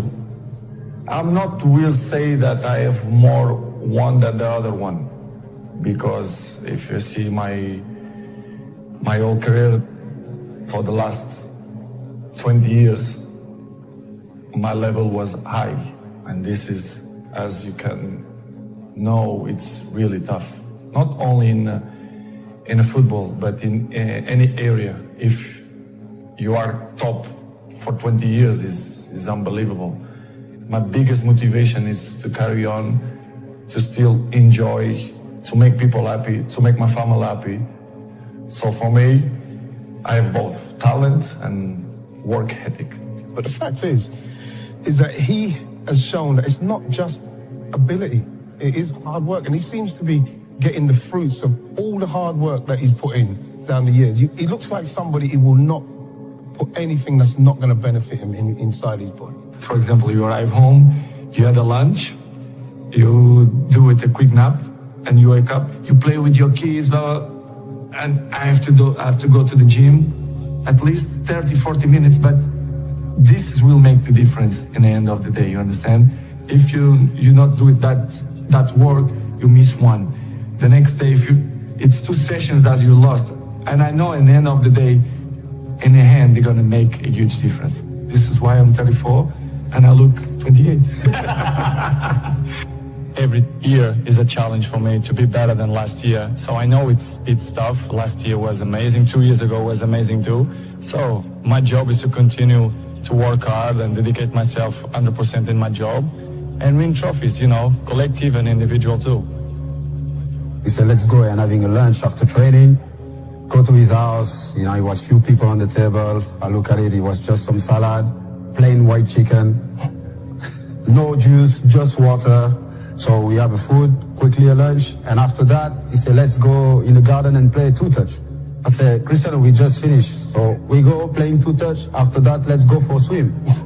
After that, let's have a sauna, jacuzzi. I was like, Cristiano, why we didn't stay at the training ground?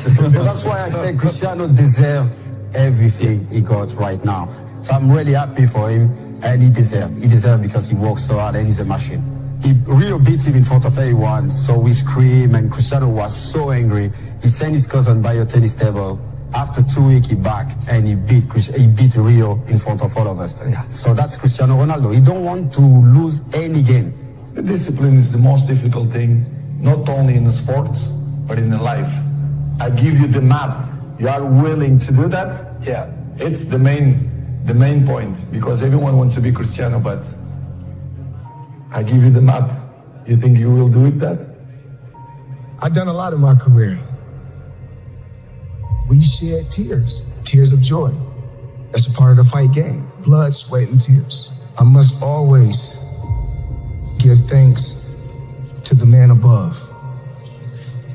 Always first. Because without God, all this wouldn't be possible.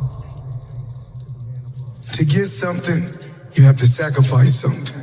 And what I did, I put everything aside my whole life. Boxing has always been first. I worked extremely hard to get to this point. And every day I know I'm blessed. I'm truly, truly blessed. And I don't take anything for granted. If you think small things happen. I always dream big. I always believe. I believe in my team. I believe in these fighters. My ultimate goal was to become a $100 million fighter. Once I seen guys like Mike Tyson, and I seen it myself with my own eyes. When I seen that Bentley at the boxing gym, and I seen that diamond Rolex, I said, I want that. And I knew what it took. So I know when my opponent is asleep, I'm out there at 4 or 5 in the morning, chopping trees, working. To this day, because I can retire today. I'm well off, very comfortable, but I got the will to win. Some say the motivation is the belt. Some say motivation is the trophy. Well, I say motivation is the money for me, because the money was able to retire my mother, put my dad in a comfortable position, even though I transcended and changed the sport of boxing. But being a champion is not just receiving a lot of money or receiving a belt, because I did it thousands of times for free. Before I got to this point, it started by us, my team, me, Leonard, and Nicole going downtown in Las Vegas, Nevada, and feeding the homeless. Those are the things that they don't talk about Floyd Mayweather, because that's what it's about. We give back, but we don't look to the media to get praised. As long as God know we doing a good deed, because when I go do deeds and I don't glorify it to everyone else, I get blessed when I get in that square circle. That's why I keep winning. The 1996 Olympic Games, the semifinals, I think I was one fight away from the gold medal. I'm glad that happened to me. I think that's the best thing that ever happened to me. Because that right there pushed me. I mean, it just pushed me to a limit that I can't even really even talk about. It pushed me. It made me want to be the best. We all go through certain trials and tribulations in life that we have to deal with. And certain things make us stronger. And in 1996, them cheating me made me stronger. If I had to do it all over again, I say do it the same way. You guys are recession-proof also. Find a way. Find a way. Know what y'all want to do. You can be 30, you can be 40, you can be 50. You still got a chance. You got 24 hours in a day. 8 hours you sleep, right? And most people work a 9 to 5. So 8 hours you working. So we have 16 hours. We got breakfast, lunch, and dinner. So we'll be at night. There's 19. It take you an hour to get ready. So we had 20 hours. You guys cannot spend 4 hours going talking about, oh, they lying. Oh, I like this photo. Oh, they faking. Sending photos to other people. Y'all got to get focused. I'm where I'm at because I'm focused. Tunnel vision. I'm focused on what I got to do. You know, this dream that I had started years and years and years ago. You know, no matter what my dad did, you know, because he done whatever he had to do to give me a finer life, to give me a better life, to give me the best life that he could give me. And everything happens for a reason. Even when my dad was incarcerated and he went away, I still would hear his words in the back of my mind. Continue to work hard. Nothing is gonna come easy. Every day I say to myself, after my last fight, I say, this is nothing but organized, legalized street fight. I'm able to make hundreds of millions doing what I like to do in front of the police. Everyone sees us on All Access or when I was with HBO 24/7. They see all the flashiness, all the shit talking, the trash talking. I had a game plan. And when I say TBE, it's no disrespect to no legendary champion. Because every fighter that's in this room has to feel that he's the best. If not, you in the wrong sport. If somebody right now in here hit the lottery, the first thing they're gonna say is give it all to me. Because they don't know no better. Because rich and wealth is two different things. When you're rich for a short period of time. Riches is short term. Wealth is long term.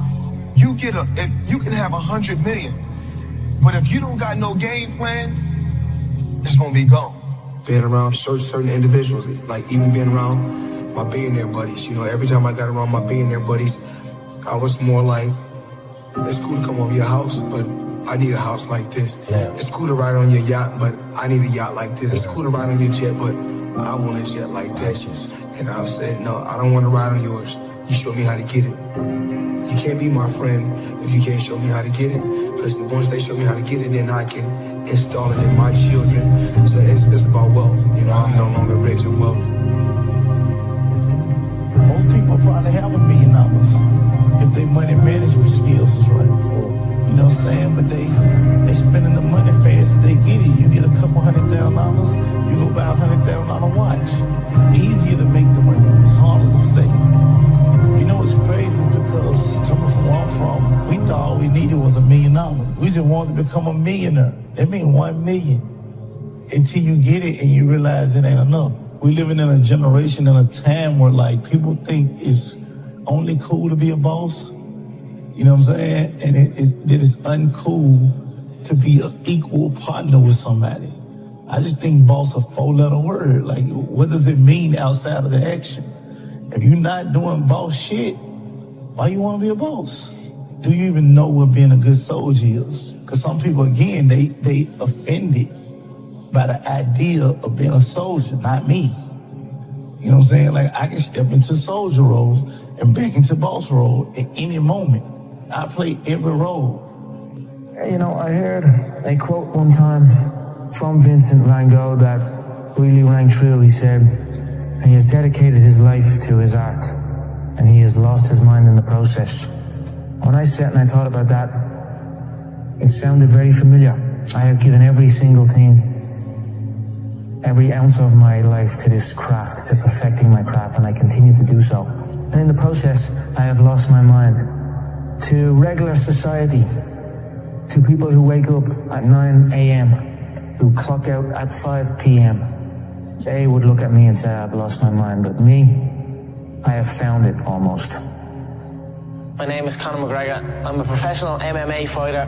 My dream is to be world lightweight champion in the UFC, have more money than I know what to do with, and have a great life for my kids, my grandkids, everyone in my family, everyone that's come up with me. That's my dream. My dream is to be number one. Most young men, why they got into martial arts was to defend themselves. I started off really being into football. That was what my first dreams were, you know, being a football player. How good you were at playing football and how good you were at fighting, you know, they were the two things where I grew up. And then maybe as I start going outside my little estate and all, conflicts start happening, and I had to kind of think to myself, right, I need to be able to defend myself now as well. Not even to get back at anyone around, just to kind of be like, alright, this guy knows where he's at, just leave him alone. Now that's it, I don't know how I'm doing other than that really. Now I'm obsessed. I was working in the plumbing business at the time, yeah, but it would have been around that time that John, last year I left the plumbing business. How bad was that? The plumbing? Yeah. Horrendous. It was just a horrible, horrible time, and I was like, you know what, I don't want to do this, and then I just left, and then I just stopped going, didn't get out of bed. Then my dad would come in and try and bait me out of bed, and we'd have fights, and literally for a good while I didn't really speak to my dad. We just kind of stayed away from each other. Anytime I'd come across my dad, anytime we did speak was to fight. Why did he get to that point to where he was that mad? Because I was doing absolutely nothing. I was out getting into trouble. Yeah, basically felt like I was doing fuck all. I was a waster, you know. I was a waster. Got that, called that a lot, you know what I mean? But the real stress and the real fights come from the mortgage, come from this stress of home. A lot of people are getting evicted from their homes around here. So that's something that I grew up with. That was a big stress in my family. It caused a lot of stress. So I just wanted to give it back and help out and just do that. And my mother and father are still young. Now they have their feet up. They can relax. They are in a new place. So it's good. That's something I always dreamed of. I always visualized what giving would feel like. Given to people who have given to me, what that would feel like. I always dreamed of just showing up one day and be like, here. I always visualized good things, success, abundance. I visualized it all and it's all happening. If you have a clear picture in your head of something is going to happen, a clear belief in that it will happen no matter what, then nothing can stop it. You know what I mean? It is destined to happen, and that's what happens. You know what I mean? It's perfect. I'm fighting myself, you know what I mean? You are fighting yourself. There is no opponent, you know what I mean? It's you versus you, and I'd say I'm fighting myself in there. I'm gonna beat myself. Not even martial arts, life, you know what I mean? It's always you versus you. If you're competing against other people, you know what I mean? Competing against others, and you're gonna become bitter. Eventually you'll become bitter. But if you compete against yourself, you'll become better. There are no restrictions, there are no limits. There's no one trying to get something from me, or trying to make me do this, or make me do that, or send me here, or send me there, or stop me from going full. I'm free. I go in and do as I please. This is my time now. So it's a beautiful experience, and it's almost an out-of-body experience, and it becomes very, very addictive. So that's what you're seeing here. I'm addicted to that feeling, and I will do anything to get in there and get that feeling again.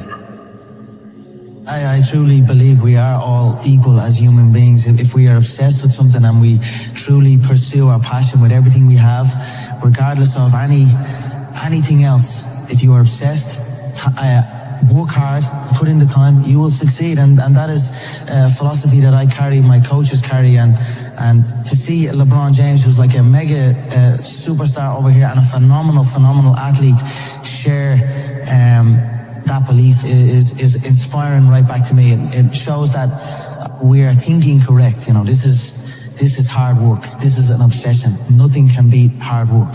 If you're doing something and you're not interested or you have no passion for it, you You should truly follow your passion. I'm not doing this for this. I'm not doing this for fake acting and pretending I can, you know what I mean? Trying to give emotion to some guy that wants emotion from me for a shot. I can't do that. I don't do this for that. But I understand that it's a double-edged sword and you must do that. I do it for the competition, to step foot inside that octagon, have that feeling of freedom. So that is why I say I don't feel pressure in there. I do not. I feel free in there. Sounds like you were the last person that would ever give an excuse why you lost. No, there is no excuse. You know what I mean? It's like I've been beat before. You know what I mean? I've lost MMA fights. I've lost boxing fights. I've lost so many fights in the gym. You know, I lose all the time. You know what I mean? So it is what it is. If you, any true martial artist will know, in order to succeed at this game, you must lose a fucking shitload of times. You know what I mean? You must lose many times. You know what I mean? So it is what it is. We all have we all have the same emotions. We have all won and we have all lost. It's a sport. It is what it is, you know. Just get on with it. Look to learn from it, you know. The day you stop trying to learn is the day you start losing, you know what I mean? So I'm always going to learn regardless of the result, you know what I mean? Win or lose, I will take something from it all. And you know the way people say you learn more from your losses and things like that. That is true. You learn a lot from your losses, but as well as that, you learn from your wins. People can say, let's say you beat a guy, and you're at the beating that guy. You're a winner now. You know what I mean? You're a winner. So now I get to take the foot off the pedal. I don't need to learn so much. I'm at the beating this guy. I'm a winner. You know what I mean? And that's gonna stop you. That can take over people, especially in this game. When you're signed to the UFC and there's all media things going on and there's people looking for pictures and shit. That can take over. That can make you feel like you're bigger than you are. You know what I mean? That happens to guys. You ever see guys that I see guys all the time coming in that are around this company since day one. Their performances just stay the same. They stagnate. Their performances stagnate. Then they get even worse. You know, they arrive for the fight out of shape, not looking in shape, barely made weight, sluggish. You know what I mean? That's not going to be me. I stay ready. I'm always in shape. You know what I mean? You're not going to catch me out of shape. Win or lose, I'm going to be ready to go. No ego, you know. You can't have an ego in this game. We've all won, we've all lost. It is what it is. Just keep going, keep doing your thing, keep working hard. I'm a cocky motherfucker, but if you come in and you get me, I'll stand before you, I'll stand before everyone and say, you got me. I'll get you next time. And that's it. Every human being, everyone in here at some stage, we face loss. We've all lost something.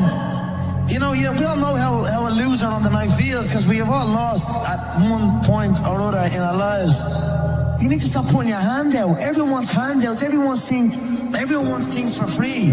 Or everyone, you know what I'm saying? You've got to put in the work. You've got to grind. You've got to go through the struggle. And you've got to get it. If you deserve it, go get it. You know, don't complain. Don't cry. Get the fucking work and go get it. I've been listening to laughter all my career. I've been listening to them laugh my whole career. They've been laughing. But an Irishman win a Cage Warriors world title? Hell no. You serious? An Irishman win a fight in the UFC? Hell no. Laughs all around. Okay, you gotta win. Now he wants to win a world title? Hell no. He's all talk. He's all hype. He's a joke. Laughter all around at the Joker. Then the Joker goes and wins the world title. Now he wants to win a second world title. More laughter. Listen, the sound of laughter and the sound of doubt motivates me. So I'm enjoying that. I seek that. I don't feel no doubt. I don't feel that going to fight in any of these other UFC bums right now. They need to rise up. Right now they're down there. I've got this situation where people are truly doubting me like they doubted me at the very, very beginning. And that's motivating for me. That's what's going to drive me to the gym when I need to go to the gym and to put in that work to get that win. Stripping that all back to start your career, a man with a dream, training in the gym day in, day out. If somebody said to you, you'll have or you'll be as successful as you are now, what would you had said back then? I believe you. That's what I would have said. Because I did believe. Yes. I believed in it. I had very few people who told me that. I had a small group of people that would tell me something like that. Other than that, it was just me telling myself. Yep. So if someone came up to me and told me that all the way back then, I'd say you're right. I was a waster. Got that, called that a lot, you know what I mean? But like, and then when I start getting that focus and realize, no, I'm gonna make this happen.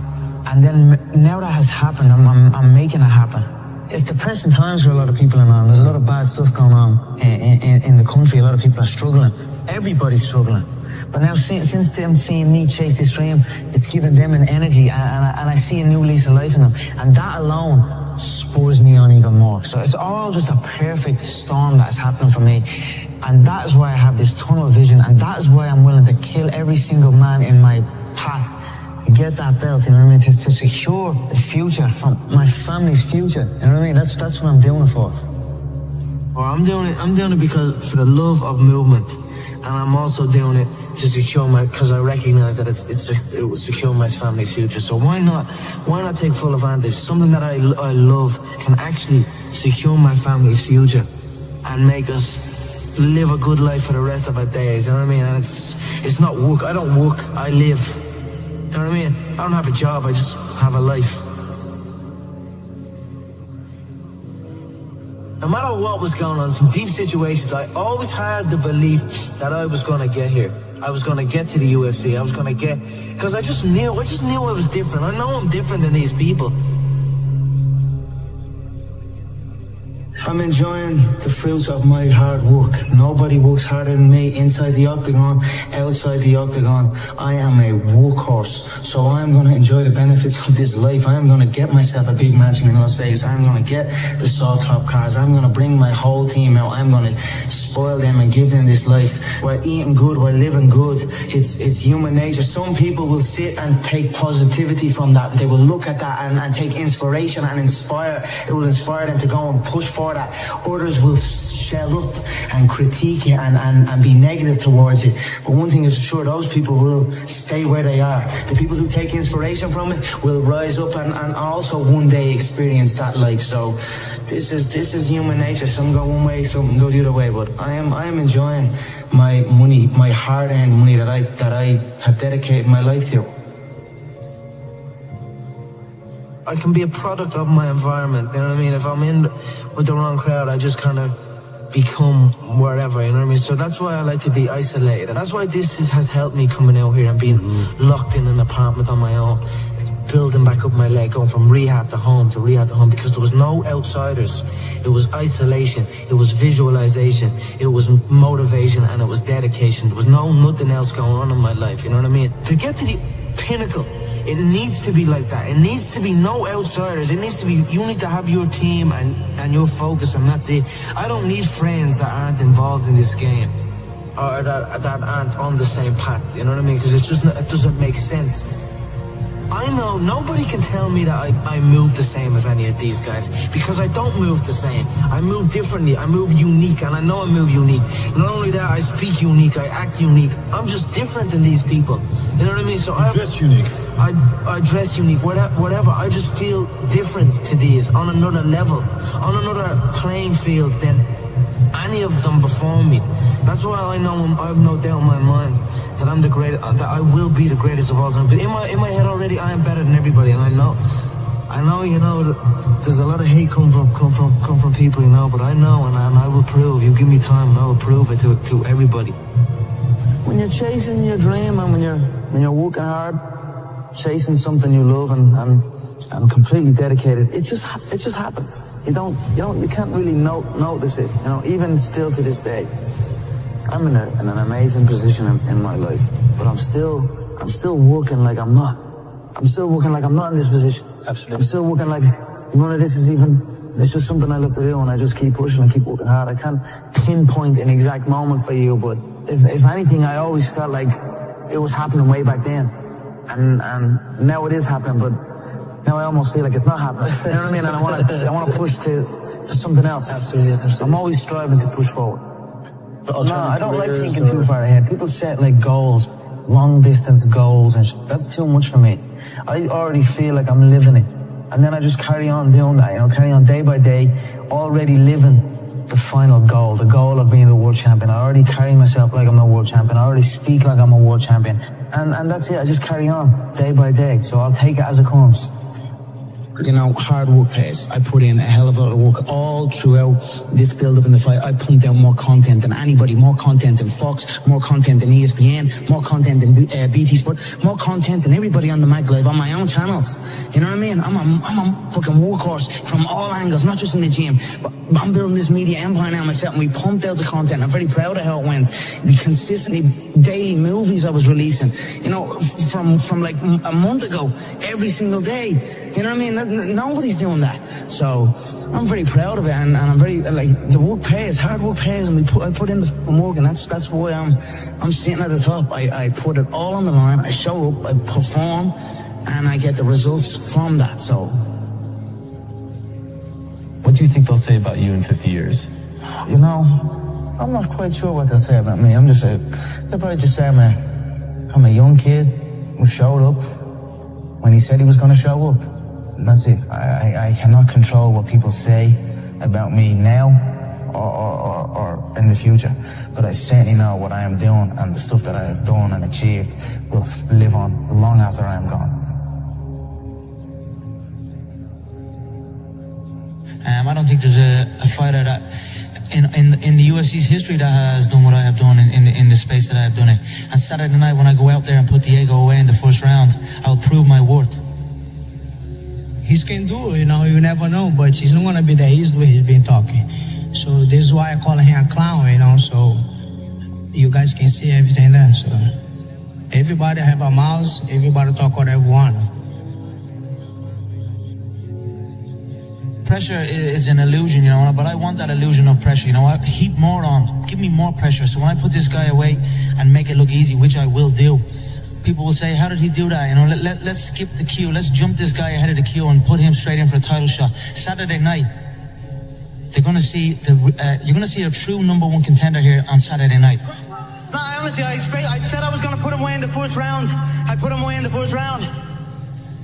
It would have to be something special to come over here in my hometown and take this away from me. There's not a man alive that can come on this soil and beat me. So, Dustin thinks it's all talk. But when he wakes up with his nose plastered on the other side of his face, he's gonna know it's not all talk.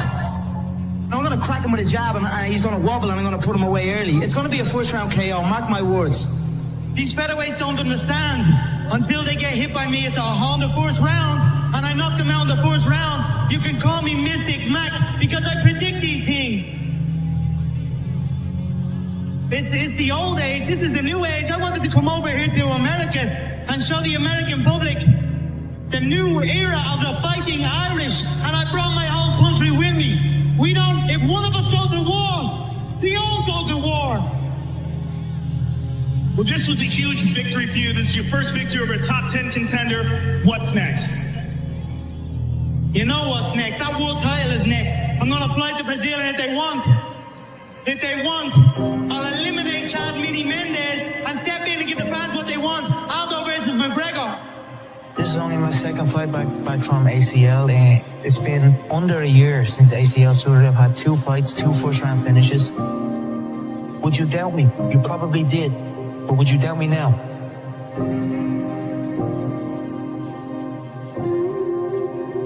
They all think it's fun and games. I'm not playing here. And now it's time. Now we have a location.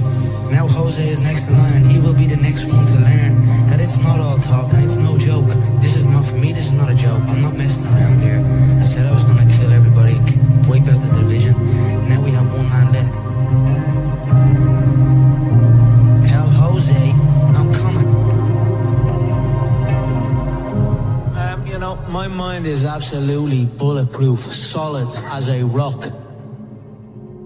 I am number 1. So if you are number 1, who gives a if number 2 steps out in place of number 3? At the end of the day, I'm number 1. So it makes no difference who is standing across the octagon from me. I will win. Now you're here the week of the fight. What is your prediction for the fight? Yeah, I feel within 4 minutes the shots will have landed. It's on him after that. I feel Anything after that 4-minute mark of the first round will be a formality. It will be on him where he is mentally, where he is physically, and how much he truly wants this. I see him crumbling towards the end of the first, or not answering the bell for the second. But it will be wrapped up inside one. I was asking you on Thursday about his right hand. Yeah. Can I tell you what you told me? I said his right hand would get him into trouble. That's the shot I predicted. I said he'd overload on his right hand. I said I'd slip. I said I'd bang the left hook. And that's what happened. Word for word. I think the right hand could be, if you look at I felt when we stared down, I felt his right hand was twitching a little bit, but it was just a subtle tell for me. He is ready to unload that right hand, but I feel that could be a downfall for him if he lets that right hand go. I will not be there. I will create traps and dead space inside that octagon, and I will walk him into that dead space. But all of a sudden, he will be in danger. How do you do that? How do you predict these if you can see it here, and you have the courage enough to speak it, it will happen. So I see these shots, I see these sequences, and I don't shy away from them. A lot of times people believe in certain things, but they keep to themselves. They don't put it out there. If you truly believe in it, if you become vocal with it, you are creating that law of attraction, and it will become reality. I knew he would overextend, and I knew I'd catch him. So Mystic Mac strikes again. I've always been fascinated by movement, and I always look at people that can move in unusual ways and have complete control of their frame. I don't see them as people that just have control of their body and control of their frame, but they have control of their mind to be able to go into certain positions and balance on one hand, or in unusual positions. To be able to do that, you don't just have control over your body, you have control over your mind. So it's always been something that's fascinated me. And I've always been learning and trying to implement different forms of movement and variety into my game. So it's nice, they called it a fake belt, interim, toy belt, clown, joker, all of these things. So I'll go back and I'll sit patiently and wait and hear what they have to say now. Connor, you've been known to make predictions. You're known as Mystic Mac. What's your prediction for UFC 205? Like I said, he's chinny. He has a chin. He gets cracked, he gets dropped. It's happened throughout his career. He's a weathered fighter. He's on his way out. He's very, very lucky to be in the position he's in. One round it will take me to knock him out. The gold belt is what I want. The 2 gold belts. I was a 2-way world champion in the previous organization. Now I'm on the big stage at the UFC. I want that featherweight belt and I want that lightweight belt. That's my goal. The money is going to come with that. Don't get me wrong. It's prize fighting. I'm after the money as well. But the money comes with the belt. And the belt is what I'm focused on. I don't care about fame. I'm going to wrap one on one shoulder. I'm going to wrap the other on the other shoulder. And you're going to need an army to come take them belts off me.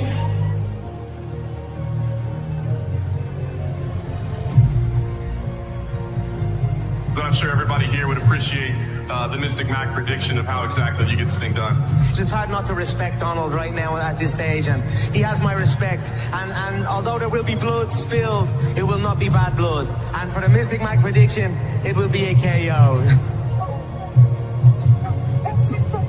Let's test the overall mysticism of Mystic Mac, of the notorious Conor McGregor. You said under 60 seconds for Dustin Poirier. What is the strike that most often puts Dustin Poirier away in your mind?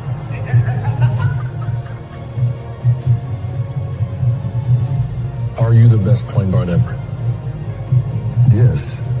Steph Curry transformed from a skinny, undersized high school kid to a basketball legend. He completely revolutionized the game, just like Michael Jordan. He's the modern MJ, Steph is a 4-time NBA champion, 2-time MVP, 10-time All-Star, and arguably the greatest shooter of all time. I'm wondering, is it time to start putting him as the best player of all time? Let's take a look and listen to what NBA players and legends think of Stephen Curry. 08, 09, or whenever that little light skin came in the league. that's in Golden State. He single-handedly changed the no lead is safe. When it comes to influence, since I've been watching the game, the most influence on the game, and obviously we know what Mike did for the game, Steph and Allen Iverson are the two biggest influential guys in our game since I've been watching and covering it. Kids felt like they could be them. They were guys that was not always counted on. They were small in stature, and they just defied the odds. And now you have Steph, who's shooting over the Empire State Building. You know, it's just like those two are the two most influential when you say the game, how they changed the game, and the kids, and like those are two guys that you just wanted to watch every single night. When you look at me and Steph, I just feel like we're able to do things out there that keeps the normal person walking down the street, gives them hope that basketball can be for them as well. You know, he's just able to do so many special things, and I could go on and on about Steph, but I love that guy, and I love Steph. Hey, you know, a legend in the game. He changed the game. When a guy changed the game, some way, somehow, you got to expand the Mount Rushmore. You know what I mean? Like, who says it only could be this many people? Like, Steph Curry changed the game. His face needs to be up there in the Mount Rushmore. Steph Curry is messing the game up. I'm on the internet now, I see a bunch of little kids dribbling, shooting 100-footers. To get warm, to start the game. But he's doing something for them. He's giving them a chance. You know, Steph, it probably is the most influential player when it comes to little people. Yes. Right? Because I see a lot of little guards, like little kids. I'm going to these tournaments today. They're doing stuff I can't even do. Right. Mm-hmm. And it's good and bad. I love Steph, man. I mean, the guy has completely revolutionized the game. He messed up the game in a good way, you know? You think he messed it up in a good way? Yeah, I think he hurt the youth because the youth just loves threes, and that's all they think about doing is shooting threes. You know, him and Clay and their whole team, I think, just changed the game in a good but bad way. Each other on the golf court. You didn't know what was coming. You didn't, because you'd never seen it before. I was there when he broke the record, right? The first record. And you didn't think, I think it was like 250 maybe or something threes. You didn't think that the next year was going to shoot make 400 threes or whatever. They crushed it, but no one saw it coming. No one saw it coming, and no one truly knew how to stop it when they got going. That's why they won 73 games. When you came to the Garden and I let Raymond Felton's pride get in the way and he had 50, I feel like that's when you decided you was just gonna rape the league. Bro, you know what? I ain't mad at you. That was the moment? Bro, I think so. Bro, Raymond said, Chump, no, like, stop letting dude do this, but he really be doing this to us. I'm like, the confidence is changing, G. He going back to Davidson on us, bro. Nah. You feel me? I'm like, he doing the shit that we was like, you can't do that in the league. He started doing it. Yeah, you going too fast shooting that jumper now. That's too much. You ain't even holding it up no more. For all of this shit. No, bro, now he talking to the crowd, he pointing at fans. I'm like, Steph don't even do that. I really felt like in my heart, like we are birthing an animal, bro. Yeah. I really think of that moment. I'm like, bro, I think we ignited that confidence that came, because after that game, bro, he got very disrespectful. Yeah, he took off. He got disrespectful. He started trying shit. And then the next game, we play the Warriors at home, and this is 2015-16. And my first matchup is Steph. And I'm like, bro. Your man in front of you from the perimeter, bringing a big man away. And Curry hits a 40-footer. You know me. I walk in, I chest him up as soon as I get in the game on the inbound. I'm just pushing him. I'm like, yeah, you're not doing that tonight. Not on me, brother. About 36 minutes later, and 42 Steph points later. That happens to a lot of people too. Yeah. I'll be in the locker room like, nah, this can't be what it's like. I'm taking my stuff out like, this ain't it. And Steph Curry, I'm going to bed at 8 o'clock. Mom, don't call me. My girl, don't call me. I'm locked in right now. Every night. Yeah. It's honestly hell.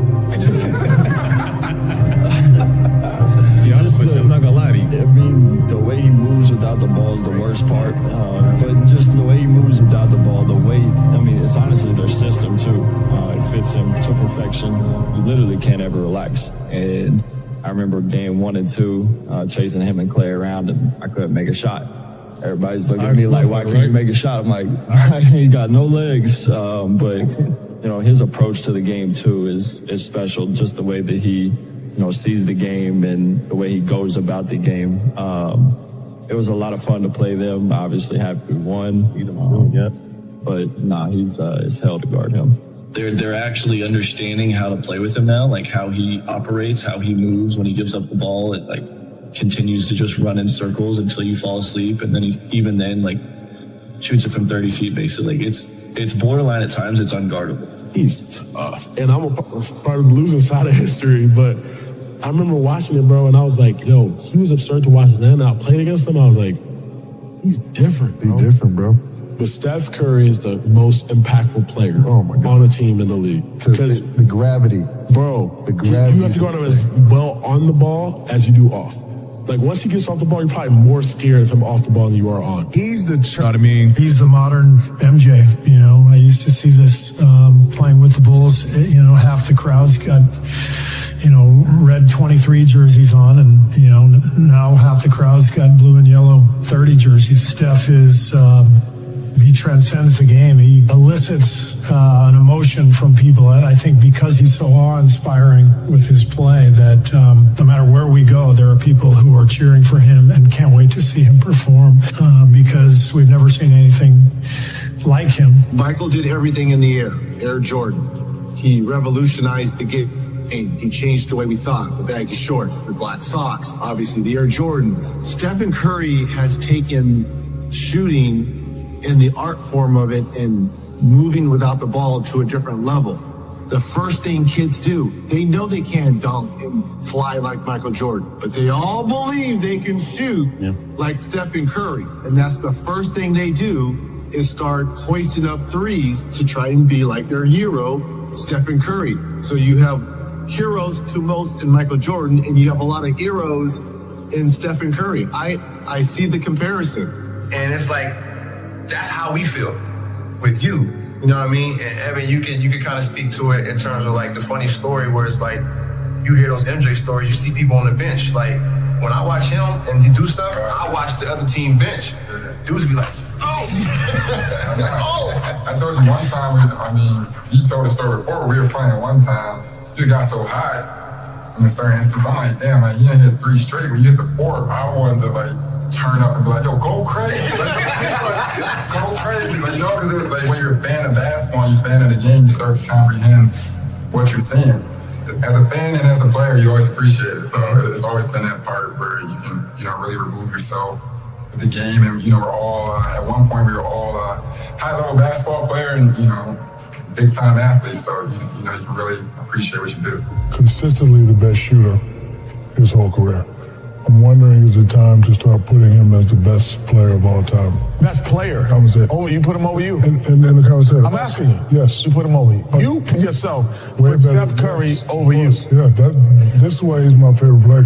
I'm not saying favorite. He might be my favorite too. I played 20 years, watched 20 years before that. I've never seen a guy like him. And he's doing it consistently, and he has championships. You know, for all the chitter-chatter, is it time to just put him in the conversation? I think he's a... I'm asking the fans, is it time to, you know, start putting him in the conversation as one of the best players ever? When it's all... But really, he shoots those shots of the game. Yeah. This is a great time to practice. While we all stretching, like he's going to get unlimited of them. We stretching, we get loose, he's chucking them from half court. He's making them. And it's like, all right, so when he gets to the half court with 0.3 and he's asking for it, he makes it. It's like, it's no surprise. So like, seeing his preparation made me really want to be like, all right, I can shoot from anywhere. 1 second on the clock before halftime. Right. We have the ball out under our own basket, 94 feet away. He looks at the defense.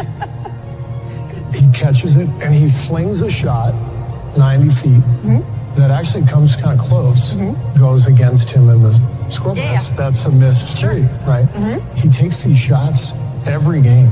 When I played, and like most players, you get that ball, it's like, maybe you take a dribble, like, oh, I don't think you know. Big move. Yeah, they're gonna hate everyone. This guy shoots every one of those shots, and I think part of it is he's one of the greatest showmen like that I've ever seen. Like, you love to do something that nobody else does. And it took me a while to learn that. Like, you know, our first year together, like you were taking some of those threes, and, you know, I had the voice of every coach I ever had saying, that's a terrible shot, that's a terrible shot, right? And then I realized, like, that's part of your superpowers that you love to put on a show. It also wins. This is not like just doing crazy stuff for the hell. This helps us win. Greatest shooter we've ever seen, hands down. The shots that he makes is by far some of the toughest shots I've ever seen taken. Wow. Let alone made. Exactly. Crossing over behind the back, just letting it go, turning around, just running the other way, and then ain't nothing else to be said. When I let this thing go, don't go for the rebound. You need to get back. And that's extreme. I mean, not only is it extreme confidence, but that's a talent, man. That's a talent and a half. His dad is obviously arguably one of the top 15, 20, depending on what are you going by as shooters. But for him to make all of those shots off the dribble, pulling from half court, that shot he made against Oklahoma City 2 years ago, like across half, ridiculous, crazy. Well, but him getting Steph is listening to Steph's workout, and I know how OCD you are. People don't understand the amount of energy that he has to use every single day.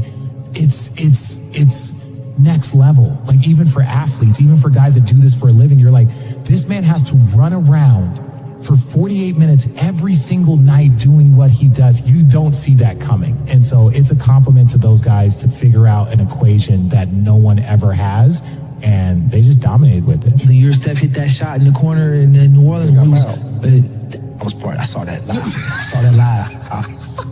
I had 16 points in that game. Yeah. I saw that live. Yeah. The chef, bro. That's when the chef started taking over. That's when he was like, hey, LeBron is LeBron, but hey, I'm here. Because Steph is so random. Yeah. Like, you can practice, but you don't know what he's going to do. There's no rhyme or rhythm to, like, what, because he reading you. Yeah. Steph is right behind Magic. I can't put anybody else ahead of Steph but Magic. Oh, my God. Ever see another Steph Curry? I think this is truly a one-off. He's been a game changer. I mean, Ray Allen probably is getting 3 to 5 a game, whereas Steph is probably getting 10 to 15 a game. So I don't see any players in the league that can really change this landscape unless him and Clay get on separate teams. And to see that he do not get the respect that he deserves from the way that he plays the game of basketball. He's not just a great shooter. He's not just a guy who handles the ball before the games and pregame. Like, he plays the game at a level that I haven't seen anyone play the game. Steph's done economical. Steph's unbelievable. I can't believe the kind of shape he must be in as fast as he runs. Yeah, the whole game, every game. That was said. Yeah. That's what amazed me playing him in the finals. I just, one of the things I said over and over in that series was like, I know they're running fast, but you got to run fast too. We got to run fast too. Keep chasing them, like play tag and keep chasing them because it's like nonstop. He's we'll give him 6'3". He's a 6'3" guard who has never had the pop and the burst and the leaping ability of some other incredible guards of this era. He won the MVP in 2015. He won the MVP in 2016 in his 20s. He's 35 now. I think Steph Curry is better now than he was back then. That is remarkable. Yeah. Let's not take it for granted.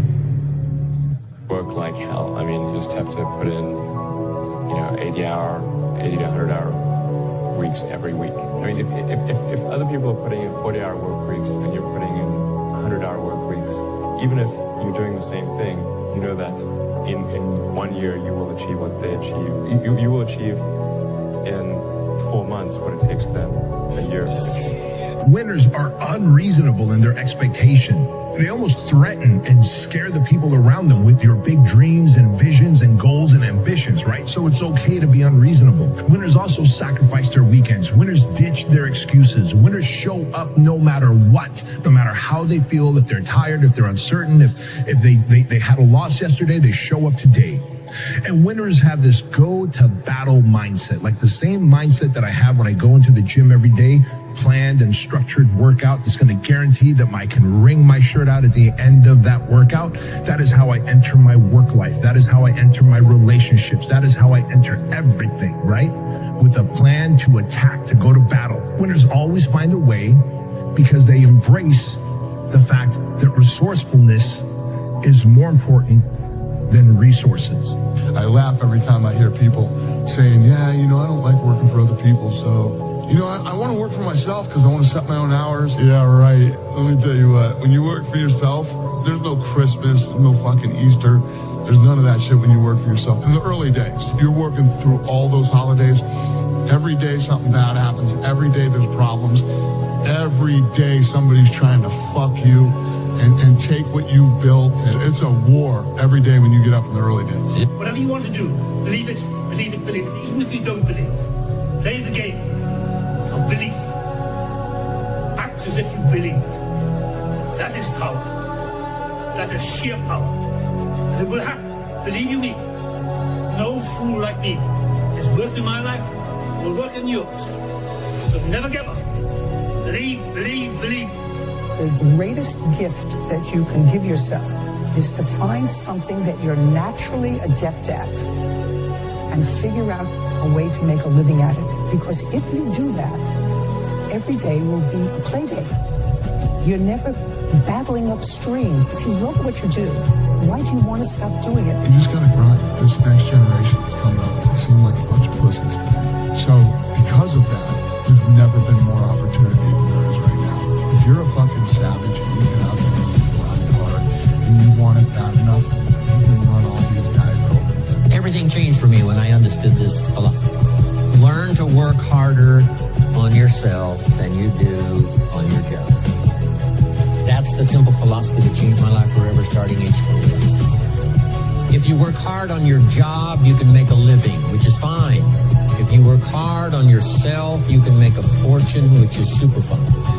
I didn't mind working hard on my job, but things didn't seem to change that much. Then I started working hard on myself to qualify. So let me put it in a philosophical phrase now. This is worth the price of whatever it costs for you to be here today. Here it is. Success is something you attract. Success is not something you pursue. It's something you attract by becoming attractive. And the whole scope of this we call now personal development. You can have more than you've got because you can become more than you are. If you can multiply your value by 3, by 5, you can easily multiply your income by 3, by 5, by 10. But the key to doing it is to work hard on yourself. Be responsible, be a growing, attractive, powerful, skillful, communicating human being. And the world belongs to you. I don't have bad days, man. I may have a bad moment, maybe even a bad hour, but never a bad day. I don't. Because I set my own thermostat. Ain't nobody gonna get me hot with me. Master the 3 W's. You gotta want it, you gotta work it, and you gotta win it. I know that's right. Now, how bad do you want it? Because if you want it bad enough, you're gonna work it. Then if you do those two, you're gonna win. You see, the mind can only focus on one thing at a time. The mind cannot focus on 2 things at once. If you try and put 2 images in the mind at the same time, you have confusion. It'd be like putting 2 images on the screen at the same time.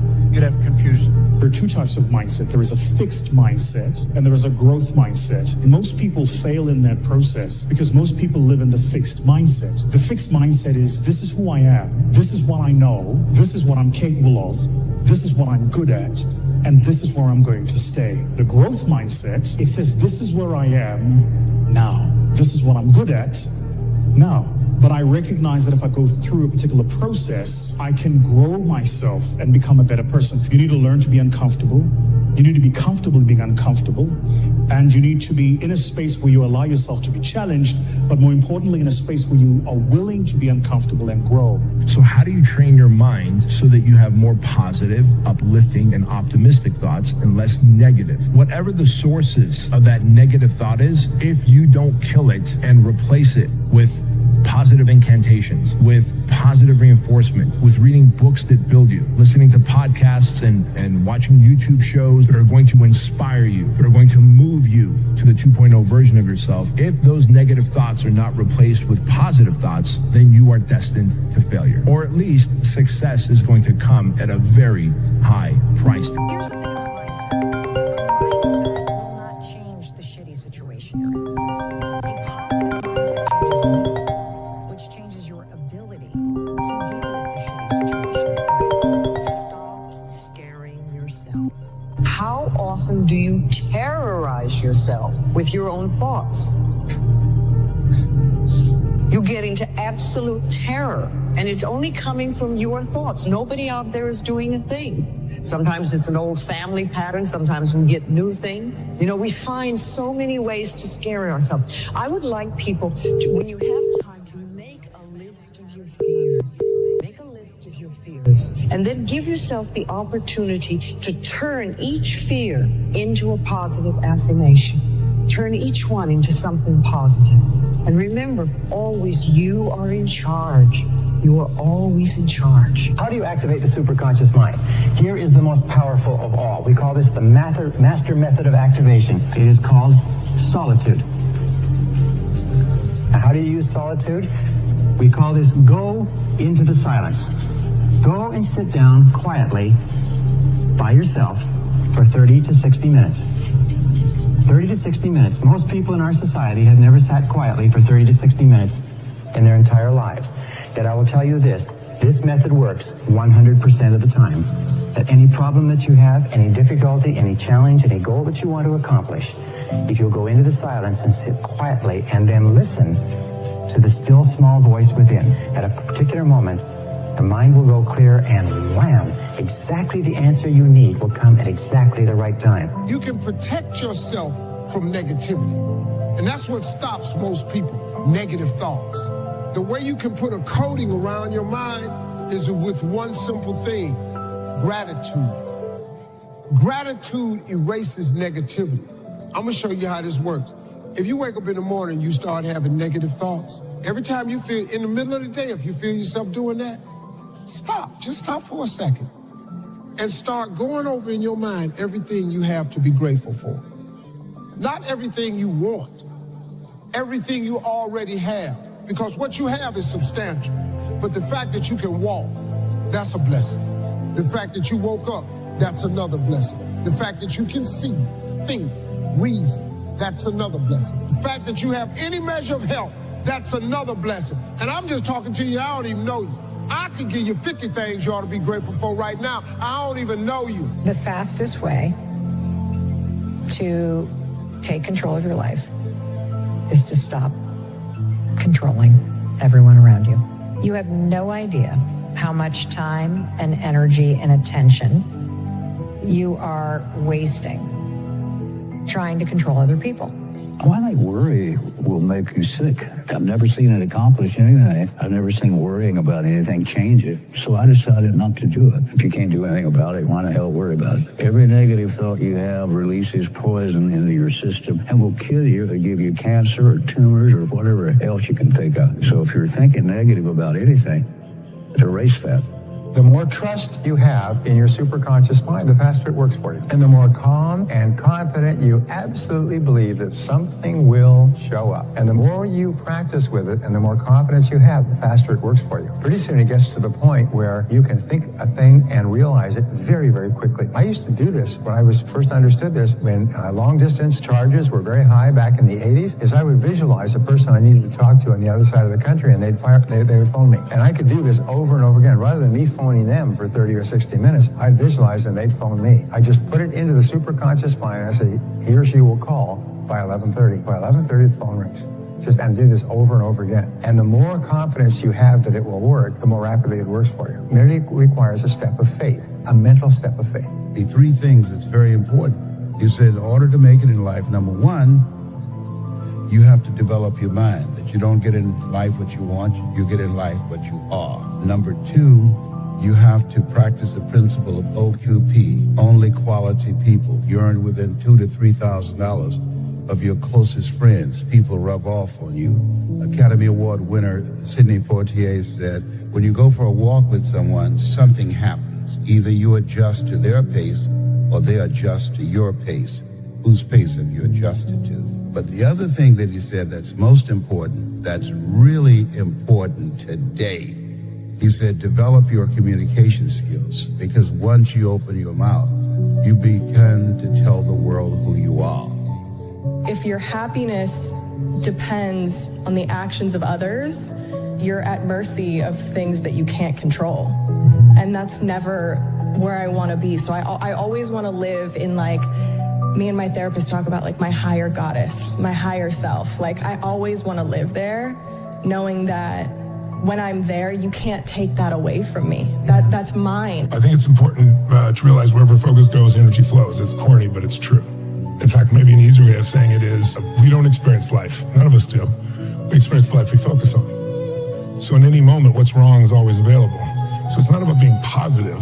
It's about being intelligent. You got to live intentionally. You've got to exceed expectations. You got to be consistent. If you can do those three things, you will lead yourself very well.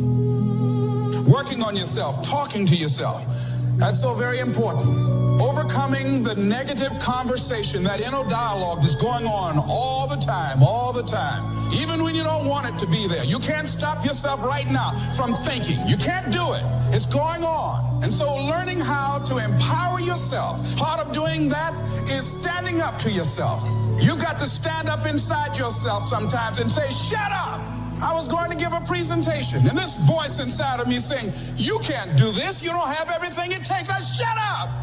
I'm behind on my bills and you're telling me what I can't do. I have got to do it. You'll get scared sometimes. Your mind will go blank on you. Some people you will allow to unnerve you. And you wonder, what's wrong with me? I'm not crazy. That's why you've got to learn to make a conscious, deliberate, determined effort to stand up inside yourself. Working on yourself, watching that inner dialogue, it will determine the quality of your life. One thing is certain. No one ever becomes very wise without the aid of self-discipline. And no one ever finds peace of mind and happiness without the strict exercise of self-discipline. You know, we're not taught how to be happy. You know, we're not even taught. Our nervous system is designed to survive. You have to think about it. The brain that you and I have is about 2 million years old, roughly, and it hasn't altered a huge amount in that time. And the number one focus is survival. So our brains are always looking for what could go wrong, what could be messed up, what could cost us, what could we lose. And it used to be to protect us from a saber-toothed tiger, so we've learned to fight or flight, run from it, or freeze and hope it didn't notice it. Those are the three patterns most people do under stress. They fight, they flight, or they freeze. And the problem is there is no saber-toothed tiger anymore. So today, we get freaked out like life and death, like what do people think about us, or what they write about us on social media. And don't get me wrong, all those are challenging things, but they get into survival if we don't learn to run our brains. Our brain's gonna make you survive. It's not gonna make you happy. Your job is to create the happiness. In order to do that, you have to wake up and not be on automatic pilot. People change in 4 different seasons.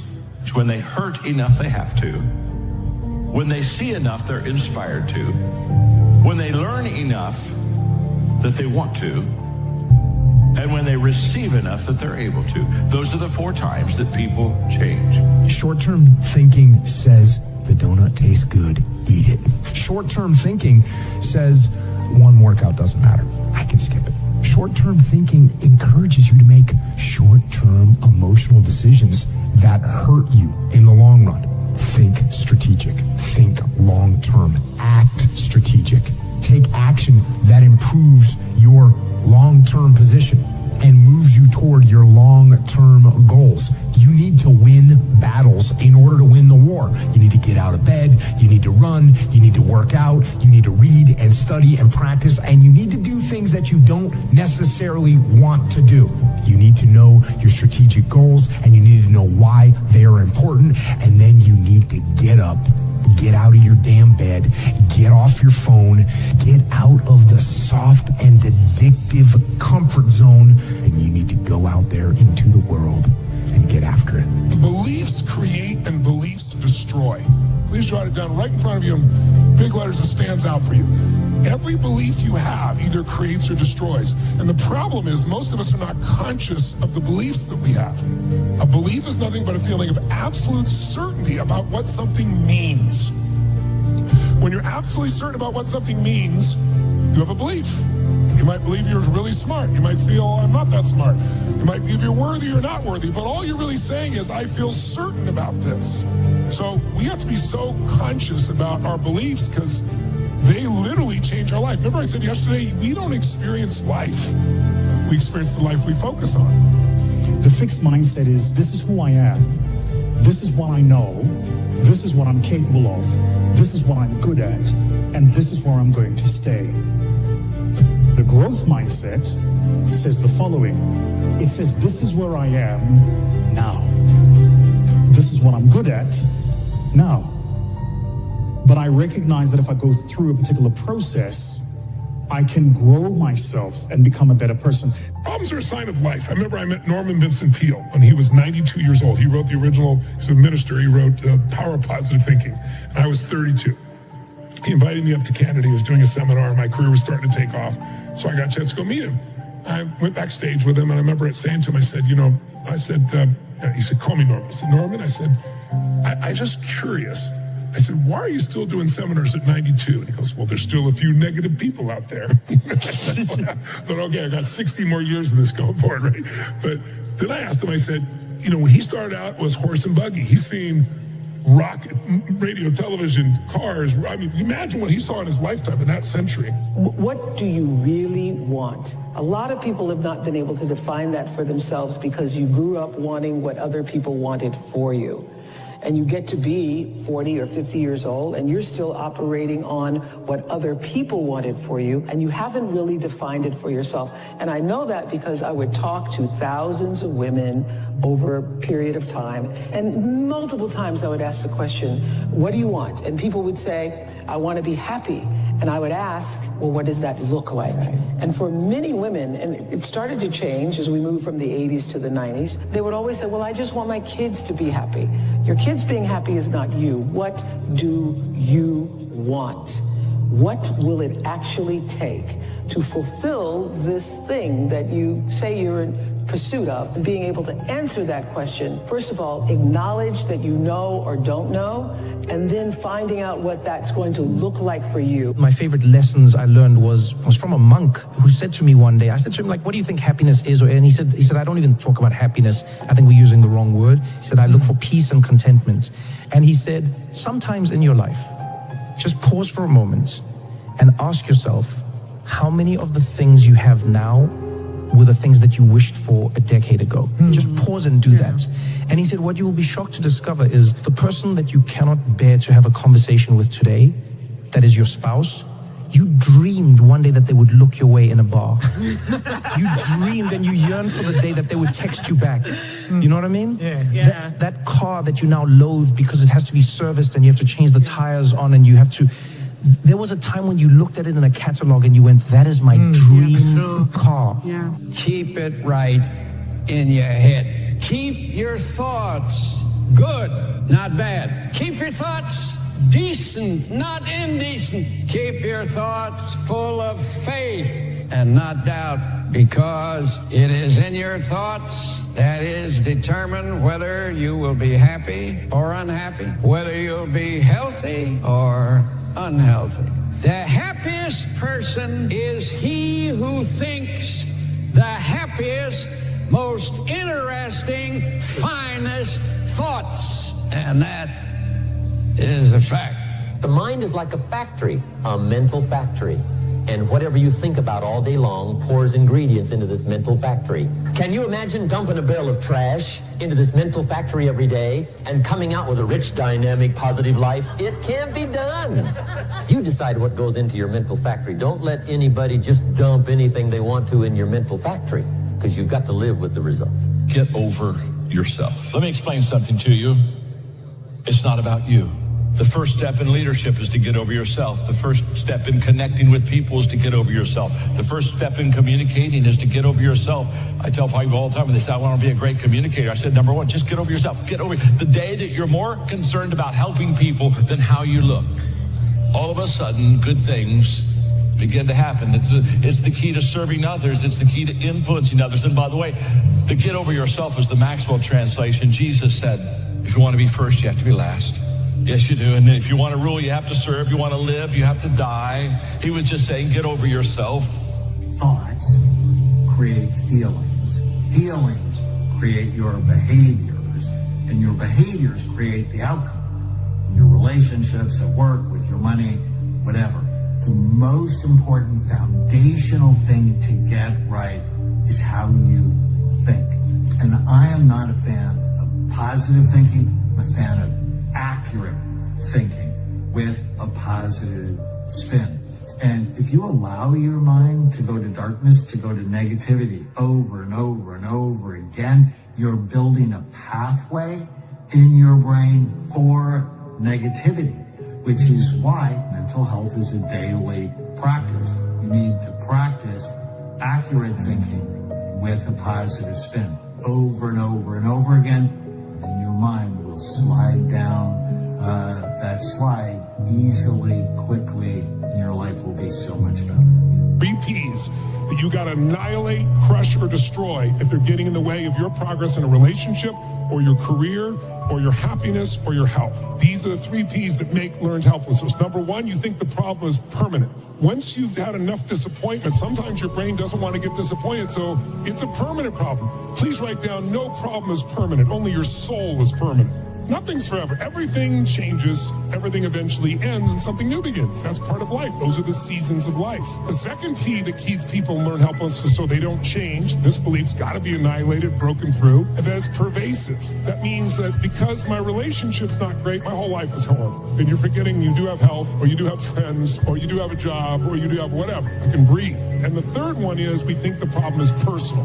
There's something wrong with me. And if you start believing that, it becomes self-fulfilling. You give up. See, I'm not good enough. I'm not beautiful enough. I'm not smart enough. I always screw it up. So those 3 P's got to be destroyed. That's why a lot of relationships don't work. We make her Wonder Woman and she makes us Superman, and neither one of us live up to it. And that we've got that bulb, that honeymoon bulb turned up to 100 watts. And the honeymoon's over. We're trying to deal with some real base stuff. Let's leave it at 20 watts. We're just lit, but we're not just feverishly superhuman. And I think a lot of us just purport that on someone else, and they can't live up to it. It ends up not being fair to them. And then they do the same to us, and we both walk away going, I underwhelmed.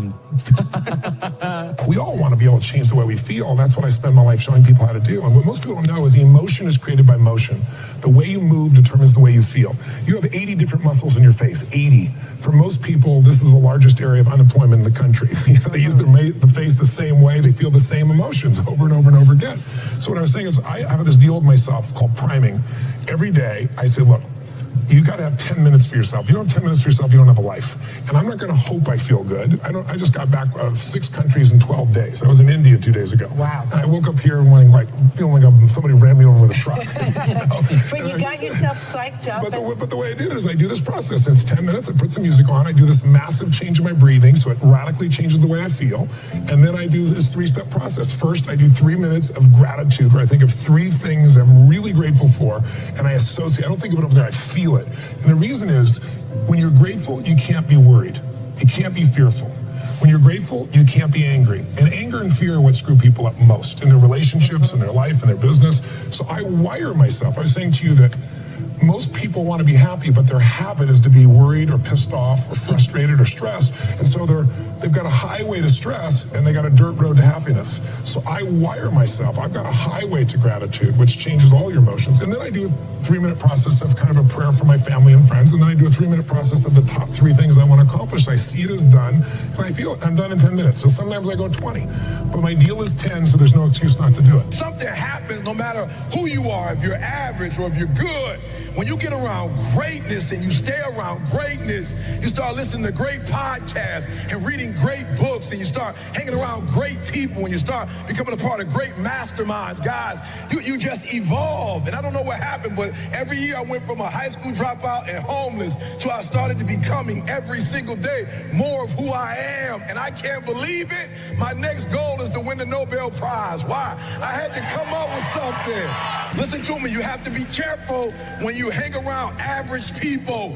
All they're going to do is tell you what they can't do, and that's okay that they can't do it, but that has absolutely nothing to do with us. We can go from being homeless and high school dropouts to having PhDs, writing books, and becoming the voice of a generation. We can do whatever we believe we can do, and we don't need anybody's permission to do it but ours. Leadership is not a rank. Leadership is not a position. Leadership is a decision. Leadership is a choice. It has nothing to do with your position in the organization. If you decide to look after the person to the left of you and look after the person to the right of you, you have become a leader.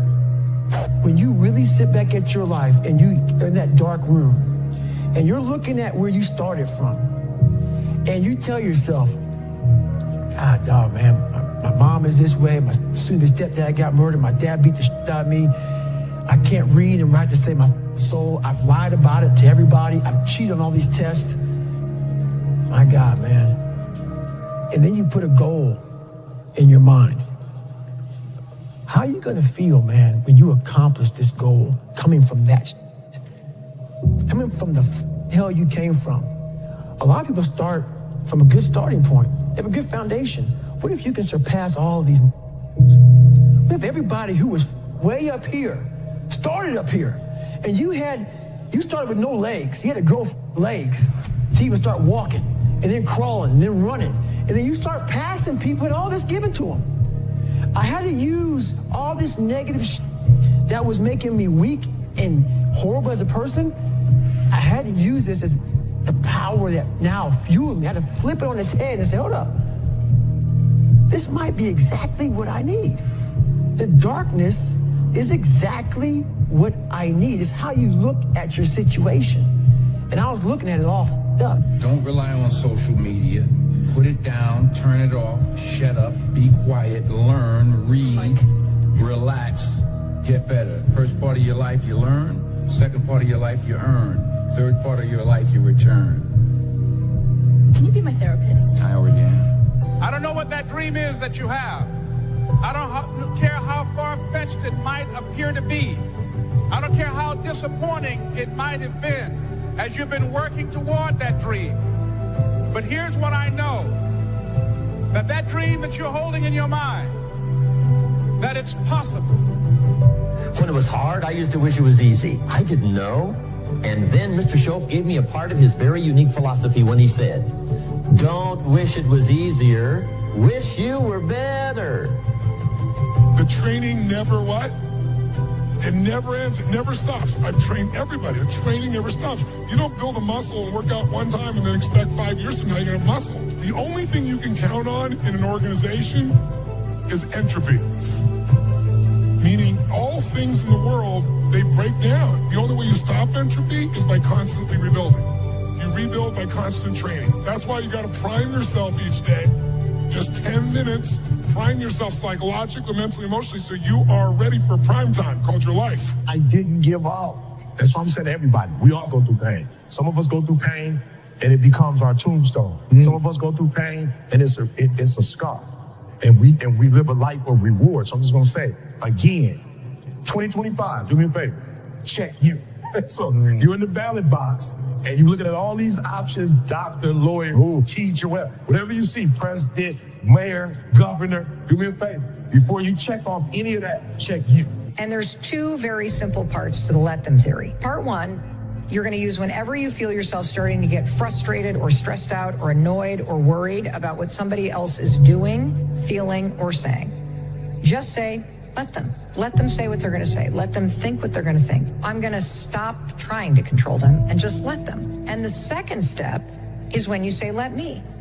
And when you say, let me, you remind yourself that in life, there's only three things you can control. It's what you think, it's what you do or don't do, and it's how you process the feelings that are rising up. And when you say, let me, this is where you get your power back. Let me remind myself that my power is not in what other people are doing. My power is always in my response. And when you focus on your response, and particularly you focus on showing up in a way that makes you proud of yourself, you're now in control of your life. Why would you not go for it? Why would you not take a chance? At one point in time, you got to take a chance on you. What controls the quality of your life? What controls the quality of your life? Is it money? Can you have a lot of money and still have a horrible life? Yes or no? Yes or no? Is it relationships? Can you have someone who totally loves you and still be miserable? Yes or no? So there's only two things that control the quality of your life. Please jot them down. For the rest of your life, you want to remember. The quality of my life is controlled by two things: meaning and emotion. Meaning and emotion. The meaning you give to things controls the emotion that you feel. People come up with different meanings, and that produces different emotions, and those emotions make you make different decisions. When you're angry, you're going to decide differently than when you're playful, or grateful, or excited. So the secret to life is controlling meaning and emotion. Here's the deal. You From now on, if it's something personal, call it a goal. For real, let's get the terminology right. If you want a car, we're gonna name that's a goal. Don't put your car in the same category as Martin Luther King when he said, "I have a dream." Don't put that in the same category. That's a different category. If you're trying to build your business portfolio, that's a goal. When you use the word dream, now you are changing other people's lives. When Dr. Martin Luther King said, "I have a dream," he already had a PhD. When he said, "I have a dream," he was already a minister at Ebenezer Baptist Church. When he said, "I have a dream," he already had a car. When he said, "I have a dream," he already had a wife. When he said, "I have a dream," he already had children. When he said, "I have a dream," he had already won the Nobel Prize. When he said, "I have a dream," he had already met with the president. When he said, "I have a dream," he was already one of the most influential people on the planet. When he said, "I have a dream," he wasn't talking about himself. He was talking about you and I. And so I want you to redefine. When you say money, you say goal. Say, "I have a goal. I have a target." When you say, "I have a dream," that's beyond. I was riding with a friend the other day, and I know this friend of mine who has been working on a job where she's been miserable for a long time. She was telling me about how she was miserable on the job and how she was so unhappy. So I said, if it's that stressful and if it's causing you that much pain, I say, why don't you just quit and do something else? And she said something that really put her in the chorus line with a lot of other people. She said, "I would, but." And then I started thinking about that. I said, let me take a poll. So I started talking to other people, and I would ask them what they were doing. And I said, "But is that your passion?" And they would say, "No." I said, "Then what's your real passion?" And they would tell me what their real passion was. Then I said, "Well, then why aren't you doing what you really want to do?" "Oh, I can do it, but." And they would continue on. So this word, but just kept on coming up. And then it also has some friends like woulda and coulda and shoulda. And one day, I'm going to have my own business. Those people who talk about one day I'm gonna. Some of y'all know some of those one day I'm gonna people. Raise your hand. Some of you get up in the morning and look in the mirror at that person. I just tease it, all right? So how is it that many times we block ourselves and we use these words almost like we're in a trance, like we're sleepwalking through life, that we find ways to cancel out our dreams? And I think that but is a dream killer. That a lot of things that we want to do, a lot of places we would like to go, a lot of things we would like to experience, and we just stop at but, and we build a case. In fact, I was reading something the other day that talked about but. It says, but is an argument for our limitations. And when we argue for our limitations, we get to keep them. Broke people try to save money. Wealthy people stimulate the economy. I'm just being real. Broke people try to save money. I don't know what you think it's going to do in your pocket. Pressed down, shaking together, not hiding. Not holding close. For real, y'all be quick to do the scripture, but then you don't want to do what it said. It said, press down, shaking together, bro. The same measure that you give, it shall be, and you don't want to give nobody a tip. My wife like, how you give him 20%? He ain't do nothing. I said, I ain't tipping because of what he did. I'm tipping because of what I want. I'm not tipping because of the service my man gave me. I'm tipping because of the return I want. Matter of fact, if he was whack, give him 25% so we can get more. God like, oh, you just hooked him up. He didn't even deserve a tip, but I saw y'all, you got a good heart, son. You have the power to do more than you can ever begin to imagine. Don't underestimate yourself. You don't know enough about yourself to become a cynic. And so you've got to challenge yourself to access that power that you have within you. You're more than a conqueror. See, you can do anything. You can get up any hour, read any book, take any class, make any change, develop any skill, do any discipline. I mean, you can do it all. When this how and the why, or when the why starts to grow, the how gets simple. People think they want to get rich by doing this big hit. Look at all the actors, all the athletes, all the movie stars that you've seen that made more money than God and now they're bankrupt because they made money and income working, but they never figured out how to make money work for them while they slept. They never made money their slave. So if you look at like 50 Cent, he made $100 million on vitamin water. Someone gave him a tip and he went bankrupt. Or right now, I don't know if it's really going to happen, but the newspapers are speculating now, Johnny Depp is going through this divorce.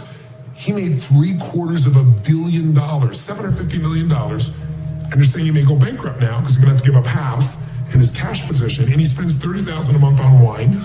And he took Hunter Thompson, the reporter, and burned his body and paid $3 million to blow his ashes into the atmosphere. So you can mess up no matter what you do, or you can take a small amount of money and just consistently invest it, and you'll get where you want to be financially. You need to be clear what it is you really want. I always tell people, know not only what you want, but why you want it. I know this is simplistic, but most people just don't do the blocking and tackling of their life. The one we were talking to earlier, a great lady, and you could just see she wants to have a new business, but she never sat down to even put a plan together and says, why aren't I taking action? Well, when you're not sure what you're going to do, you're going to hesitate. And hesitation kills momentum. And momentum is what makes a sports team win. It's what makes an athlete, a business person win. When you get momentum, it's like it takes enormous energy to get a rocket out of our gravitational pull of the Earth. But out of the solar system is easy. Once it has momentum, it takes less fuel, less energy. Starting a relationship, starting a business, changing your body, it takes so much in the beginning. But once you get going, it's actually really easy. We live in a world now that's so kind. We find the kind way around everything. Like, if you don't look good, I have to find a kind way of saying, I don't like your shirt. Right. That's not the approach. If that's the approach you're looking for, that book is not for you. Can't Hurt Me is not for you. The approach you have to take, at least I took, you take whatever approach you want. The conversation had to be a real, honest conversation. In the accountability mirror, guess what? I was fat. Don't find a kind word to say that, you know what, I've gained some weight. No, you're fat. When I couldn't read, not like, hey, you have a learning disability. No, I cannot read. I have a 4th grade reading level, I'm struggling, and sometimes I call myself stupid. Not in a way to put myself down. So don't take it like, my God, those are so hurtful. Yeah, they're hurtful, dishonest. The conversation has to become an honest conversation of where you're at mentally. Where am I at mentally? I look like I feel like I'm falling behind in school. I'm lazy. My house is a mess. You have to look at what it is and call it what it is. Don't find words to make yourself feel better, because so we hang around people that make us feel better, that tell us what we want to hear, not what we need to hear. And so we stay away from those people. And we stay away from those people, like our internal dialogue becomes that kind, it's okay, it's not okay. So that's where it starts. It starts with that accountability of it's not okay anymore. This can no longer be okay. And calling yourself out for exactly what you are and exactly how you need to fix it. Things I have realized, and many of us have, that if you want something out of life, if you want to change yourself, if you want to acquire something, if there's some goal that you want to reach, that is really not easy as some people will make us feel. That living your dream, changing your behaviors, overcoming negative habits, it's challenging. It's hard. That living alone is just very difficult. And once we begin to come to grips with the fact that living is difficult, life is very challenging. I heard a song once by a guy named Dimples called, "If it ain't one thing, it's another." I say to you, if it ain't one thing, it's 12 others. Always something. You will never, ever have a problem-free moment in life. Somebody said, and I like this, that you either in a problem or just left one or headed toward one. Anybody found that to be so? Raise your hand if you know what I'm talking about. I mean, there's always something. So how do we begin to nurture that hunger? What are the characteristics or the qualities of people that are hungry? What will it take for me to get some of the things that I want? And being hungry for those things. Number one, you've got to work on yourself. It's very important that you engage in an ongoing process to develop you. Spend more time on yourself than what you've been spending. The number one thing that's going to change your life, the only thing that will change your life, change your business, change your money, change your relationship, is you must raise your standard. Now, I know that sounds boring, stupid, basic, but it's the truth. The only thing that changes our life long term is when we raise our standards. What does that mean? That sounds so boring and dumb. It means that all of us in life have things we want. We don't get what we want. We get what we have to have. Remember I said earlier, we all get what we tolerate in ourselves and other people. But when you're no longer willing to tolerate something, that's when your life changes. The difference in people is their standards, period. The difference in people is their standards, period. And what do I mean by standards? Everyone in the world has a list of things they think they should do. I should lose weight. I should work out. I should spend more time with my kids. I should work harder. I should make more calls. I should. And then you know what? People don't do their shoulds, and they get mad at themselves, and they what I call should all over. What's it called? What's it called? Outstanding, magnificent, unstoppable, extraordinary, not excellent. It's a different level.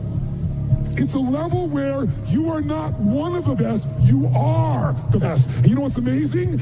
You only have to be 2 millimeters more than everybody else and you get everything. You get the joy, the laughter, the fun, the family, the passion, the economics, the freedom, the spirit. It's all there. What Jerry Maguire called the Quan, baby. All of it. And it's just 2 millimeters above, and most excellent people give up because they're exhausted. And there's some people who go, the harder I hit it, the more I hit it, sooner or later it's going down. I'm not stopping. And when you do that enough, it pops open. How many of you ever decided not to do something based upon an assumption? Raise your hands, please. And so that's why it's important for us to be strategic and experiential and being able to tell the story to distract them from their current story, distract, dispute, break down the limited belief system, and inspire them to say yes to a new opportunity in their lives. And so as a result, I didn't do what I'm doing now because I had such a tremendous inferiority complex because of my lack of college education. I stopped myself. There's an African proverb that says there's no enemy within, the enemy outside can do us no harm. And so as you look at yourself, as you look at your goals, look at your dreams, it's very important that you take time every day and write this down to retrain your thinking. You got to retrain your thinking. Because how we live our lives is a result of the story that we bought into. You know what's so funny? Before the beginning even begins. And what that means is I know that to get to the very end, I can see it right now. So before I went to Buds, and I was losing all this weight, I saw myself walking across the stage at 191 pounds. That's what I had to get to get into the door. I saw myself 6 months, a year later, whatever's going to take me to do it. I saw myself walking across that stage, getting that certificate of graduation from Buds. And I was able to be there at 300 pounds. And that feeling that I was nowhere near that feeling, I was able to put myself there 1,000,000 times every day. And that feeling of like, my God, that is going to feel amazing. That's what made me suffer. That's what allowed the pain to be real and say, this is worth it. I want to feel for this next 18 months. It took me 18 months to finally become a Navy SEAL, to finally, just get through Buds. 18 months, it's 6 months. It took me 18.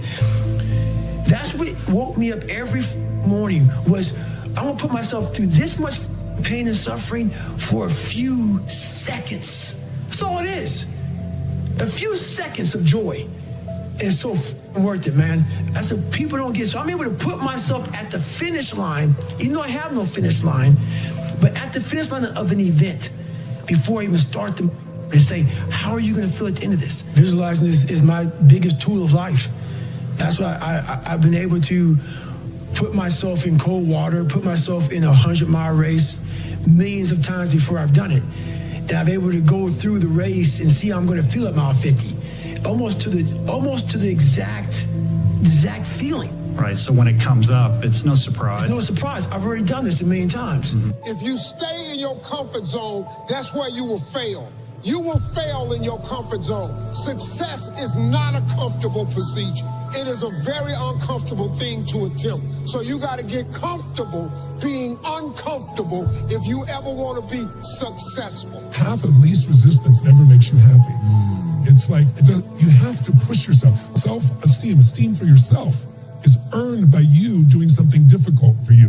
When you do something that's incredibly hard and you push through it, your brain starts to have inner pride, not fake ego. Most people have a belief about what their real potential is no matter what you tell them. And that affects how much action they take. And of course that affects the result. And then ironically, that result reinforces their belief. And then that belief affects it. So I'll give you an example. Let's say a person has unlimited potential, we all agree. But they take little action, little results. Why? Because they have to start with a problem with their belief. They don't believe it's really going to happen for me. Maybe for Frank Kearns because he's got the cool hair and stuff, or maybe it's for you because you're so driven, but it's not me. Maybe Tony Robbins because he's a freak, got these big teeth. Whatever their thought process is, right? They got this thing, right? But what happens is, if you believe that there's very little potential, how much action are you going to take? Nothing, little. And when you take little potential with a little action, what kind of results do you get? Lousy little results. And when you get little results, what does that do to your belief? You go, see, I told you this was a waste of time, told you this wouldn't work. And then what happens? You tap even less potential. You take even less action. You get even worse results, and your belief gets even weaker. And this sucker feeds on itself until you are in a downward spiral. It's poisonous. It's poisonous and it's self-fulfilling. Now, what if something could happen that could come along and fill you with a sense of absolute certainty? Not like I believe, but mean where you know. In you guys' case, mine as well, we knew because we had to, because we burned the boats. There was no other option. We had to find the way. We weren't going to live that way. We all did it in different ways and for different reasons, but in essence, that was it. If you get yourself in a state of certainty that this is going to work, I'm going to find the way, and if this doesn't work, I will make the way, then you tap a lot more potential. And when you're certain in your potential, you take massive action. When you take massive action, you really believe in something, you get great results. When you get great results, your brain goes, see, I told you I was a stud. I told you this thing would work out. Now you're even stronger. You tap more potential, take greater action, greater results. That's how you went from $300 in a week to $2,500 in 5 days to $100,000 in a month to $1 million in a day. Same thing with you. And we get momentum. That's why the rich get richer and the poor get poorer. Now, some people go out and they go, well, I'm going to take a bunch of action. All right, I'm going to open this product. I'm going to try it. And they'll say to you, I even did it. But it's like a salesman who goes and knocks on the door, and he knocks on 100 doors and says, you don't want one of these, do you? Yeah, exactly right. And even if he doesn't say it verbally, his face says it because he doesn't believe it's going to work. So his voice, his body, the execution is so weak. Maybe if he talks to 100 people, somebody's going to buy out of pity. He's going to want his kids to starve, right? But he's not going to get the result. So the core difference in people is, how do you produce certainty when the world isn't giving it to you? You go out and you try, in your case, you're 100,000 in debt, nothing's working. How do you keep yourself going? The way you did it, the way I did it, the way you're doing it, we may not have done it consciously, is we didn't change our potential, that was there. And it wasn't even taking more action. Taking more action with a belief it's not going to work, it's not going to change anything. We got results in our head that made us feel certain as if it had already happened. So you have to say, here's where I am, here's where I want to be, and you have to be honest. It's not where I want to be, it's uncomfortable. But then the second part is you got to uncover, face the truth, what has gotten in the way in the past. And there's only 5 things usually. Fear of failure, fear of success, fear of unknown, fear of not looking good, fear of all those things. Or 2, a limiting belief, like, I've tried everything. Once you believe that, you don't even try anything anymore. Someone trying to lose weight, that's the common one they'll say, because they've tried a bunch of things that didn't work. Or all the good ones are gone, Right. All right. Or they're gay and I'm not, or I'm gay and they're not, or whatever the story is. There's a story, a belief system that limits them, and so it keeps them from maximizing their ability. Third thing that could have gotten in the way, some other emotion, overwhelm, stress, anger, resentment. Those things just shut down your progress. What do you think is the greatest human skill? Not habit, but mindset and skill. That's a great question. I don't know if I got what the greatest, there's so many. It depends on what you want out of your life, right? Yeah. But I think the ability to manage your own mind and emotions is probably one of the single most important. And maybe the second is the ability to influence others, because that's what makes you a leader. You have to sacrifice your lower self to your higher self in order for you to proceed in a healthy manner, to be resilient, but also for you to participate in the covenant that would make for a united society. Somebody said, and I like this, that you either in a problem or just left one or headed toward one. Anybody found that to be so? Raise your hand if you know what I'm talking about. I mean, there's always something. So how do we begin to nurture that hunger? What are the characteristics or the qualities of people that are hungry? What will it take for me to get some of the things that I want? And being hungry for those things. Number one, you've got to work on yourself. It's very important that you engage in an ongoing process to develop you. Spend more time on yourself than what you've been spending. It's very important. You owe that to yourself. I was reading a book by Og Mandino called The University of Success. Read one line, gave me a chill. I didn't have to read anything else in the book. He said, many of us never realize our greatness because we become sidetracked by secondary activity. We spread ourselves too thin. Don't know how to say no. And we find ourselves doing all kinds of things and never ever have time to do those things that we need to do to work on ourselves. And then there goes a second. There goes another second. There goes another second. And we can't stop and hold time. And before you know it, you wake up one day and you're behind in your dreams and your bills.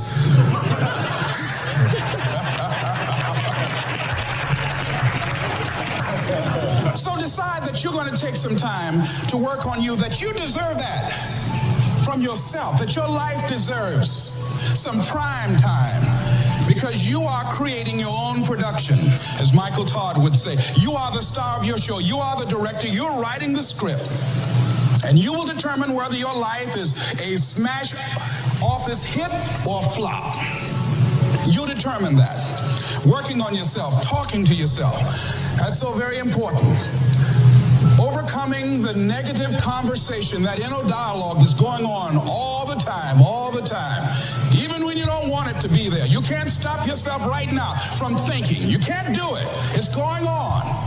And so learning how to empower yourself, part of doing that is standing up to yourself. You got to stand up inside yourself sometimes and say, shut up. You've got to do this. I was going to give a presentation, and this voice inside of me saying, you can't do this. You don't have everything it takes. I shut up. I'm behind on my bills, and you telling me what I can't do. I have got to do it. You get scared sometimes. Your mind will go blank on you. Some people you will allow to unnerve you, and you wonder, what's wrong with me? I'm not crazy. That's why you've got to learn to make a conscious, deliberate, determined effort to stand up inside yourself. Working on yourself, watching that inner dialogue, it will determine the quality of your life. I don't believe this. I know this. I've had a challenge of losing weight. I'm walking through the airport, this voice said, why don't you have some M&M peanuts? No!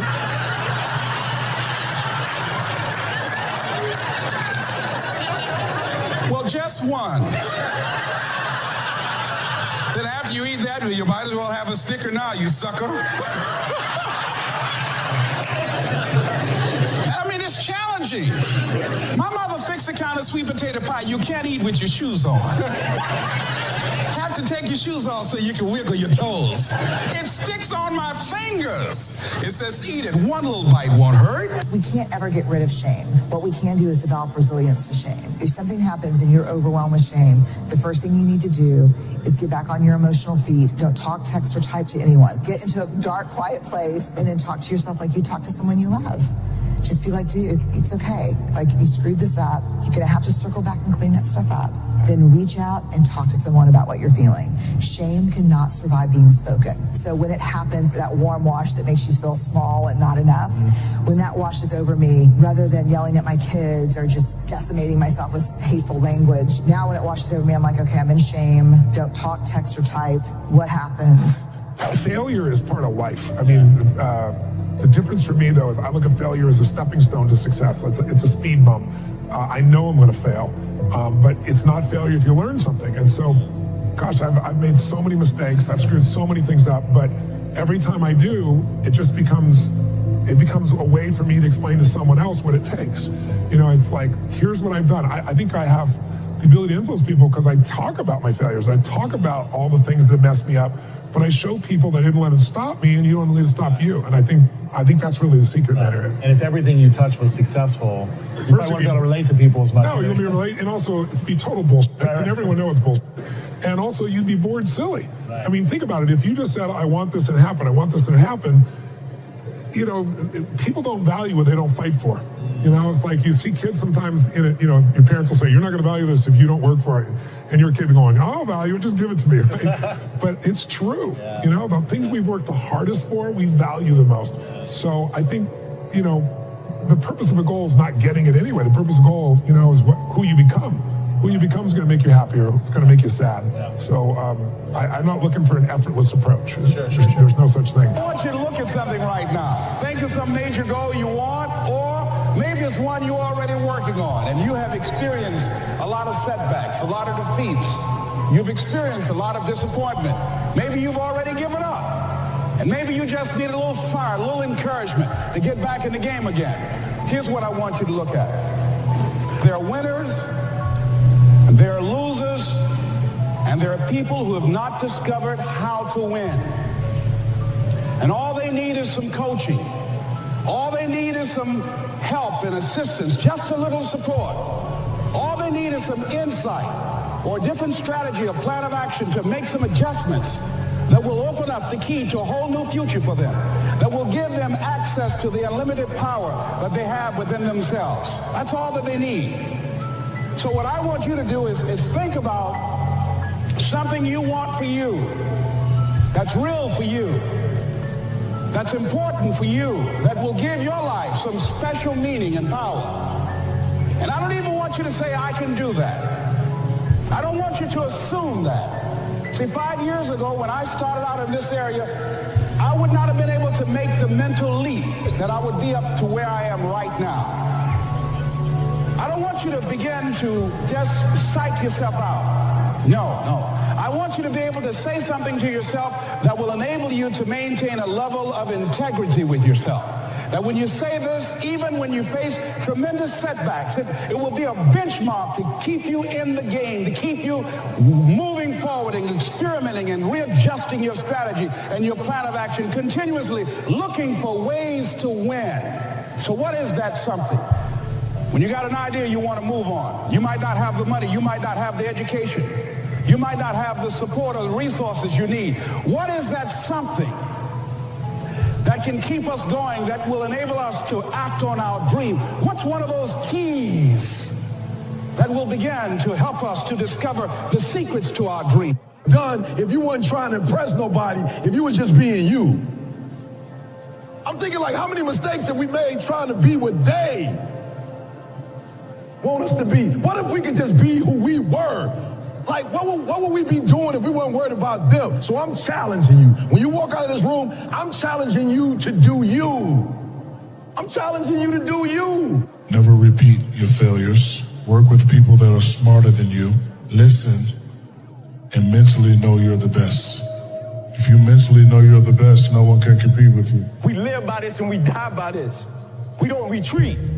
We don't run. Every man must search his own soul. That's why that Martin Luther King quote, that's why I say like you don't judge a person by where they stand in times of comfort and convenience. You judge them by where they stand in times of challenge and controversy. And if you ain't work, like when you work for something, it gives you a different type of attachment to it. The harder you work, the harder it is to surrender. That's why cats can give up so easy. They ain't got nothing invested. They ain't work for it. They ain't sacrifice for it. Every time it get tough, they go blow weed.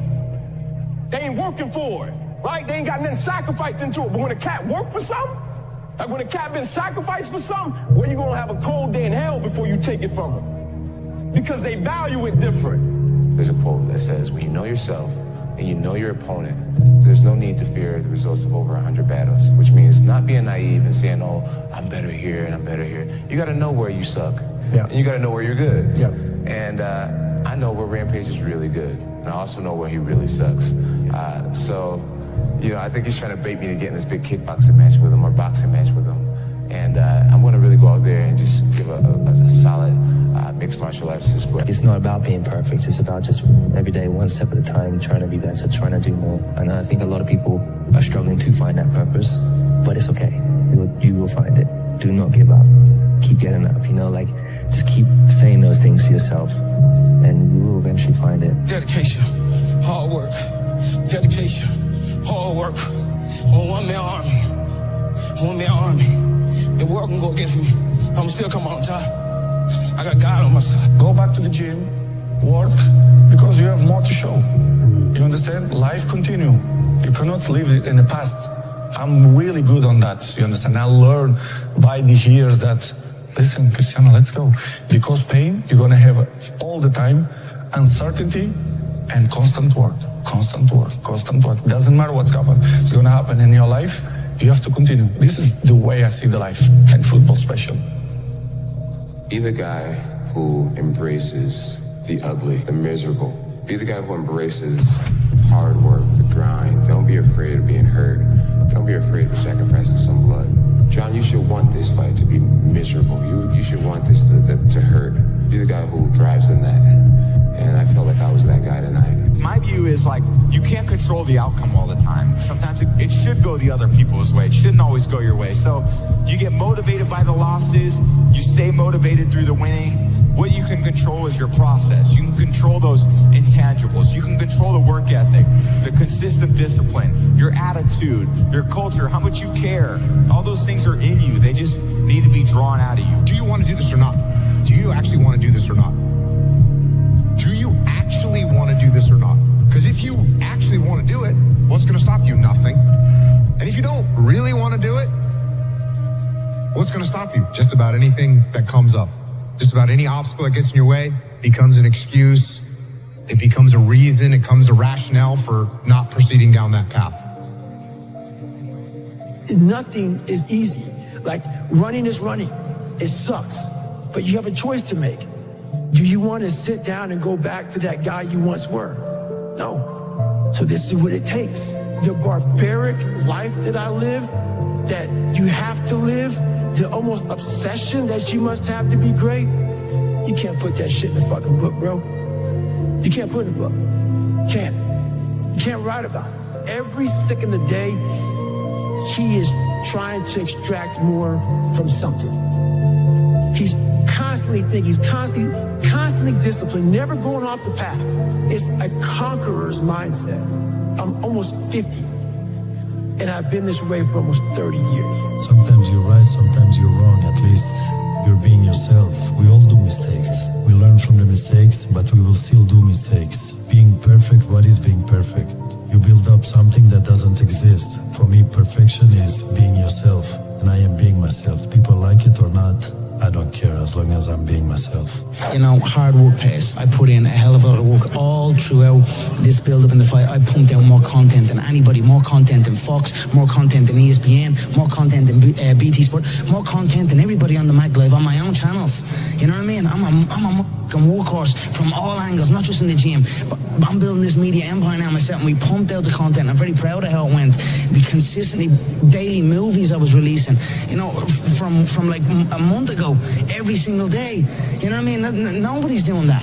So I'm very proud of it, and I'm very, like, the work pays, hard work pays, and I put in the fucking work, and that's why I'm sitting at the top. I put it all on the line. I show up, I perform, and I get the results from that. So stop being driven by outcomes. Stop being driven by, if I get this, I'm gonna do this.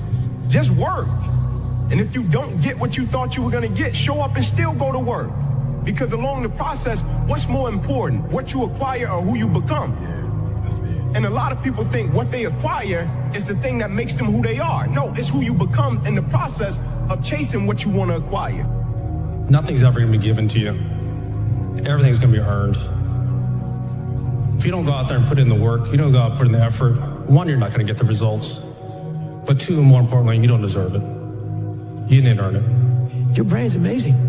Once you feed it the right conversation, the right mental nutrients, the right mental supplements, the right internal dialogue, at the right time, with the right hit, with the right proof of what you've done in the past, and you send that right to the right circuit, dude, you're a fucking beast. A beast. If you love something, if you have a strong passion for something, you would go to the extreme to try to understand or try to get it. I hate losing, but I have to respect losing because losing is a part of winning. And you never just, win. You got to lose to win. How can I do things different? How can I change? But you got to look at yourself in the mirror because that's how things get started. And you got to be willing to change. As an athlete like you, Tiger Woods, Michael Jordan, Diego Maradona, what do you have that at the end of the day you become bigger than the sport itself? I don't think we're necessarily bigger than the sport. I just think that we've had so much success in the sport. And I think it's in the way we've done it, whether it's through just pure dominance, or maybe someone may have a more flashy personality as well as dominating. Some people are, they may do it differently than anyone's ever seen it done before in the past. And I think that's where I think people kind of gravitate towards. What Messi and Ronaldo are doing now in soccer is just phenomenal, but two different ways of doing it, right? And then you have Jordan coming into the league. He did it completely different than anybody else. And then when I came into golf, I done it differently because no one had ever trained. No one ever lifted weights. No one ever ran miles. No one ever did wind sprints. No one ever did any of those things in golf, so I did it differently.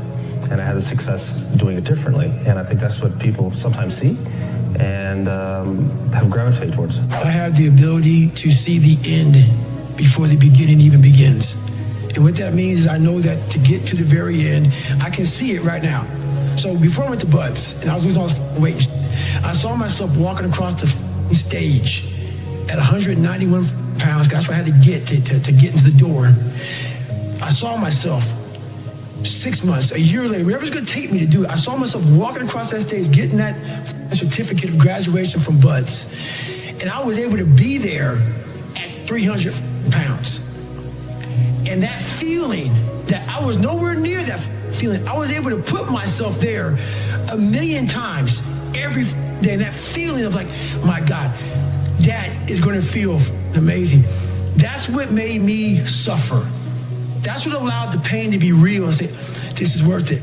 I want to feel for this next 18 months. It took me 18 months to finally become a Navy SEAL, to finally, just get through Buds. 18 months, it's 6 months. It took me 18. That's what woke me up every morning was, I'm going to put myself through this much pain and suffering for a few seconds. That's all it is. A few seconds of joy. It's so worth it, man. That's what people don't get. So I'm able to put myself at the finish line, even though I have no finish line, but at the finish line of an event before I even start and say, how are you going to feel at the end of this? Visualizing is my biggest tool of life. That's why I've been able to put myself in cold water, put myself in a 100-mile race millions of times before I've done it. And I'm able to go through the race and see how I'm going to feel at mile 50. Almost to the exact feeling. Right, so when it comes up, it's no surprise. It's no surprise. I've already done this 1,000,000 times. Mm-hmm. I never feel that I'm at my best. I feel I still have room to improve.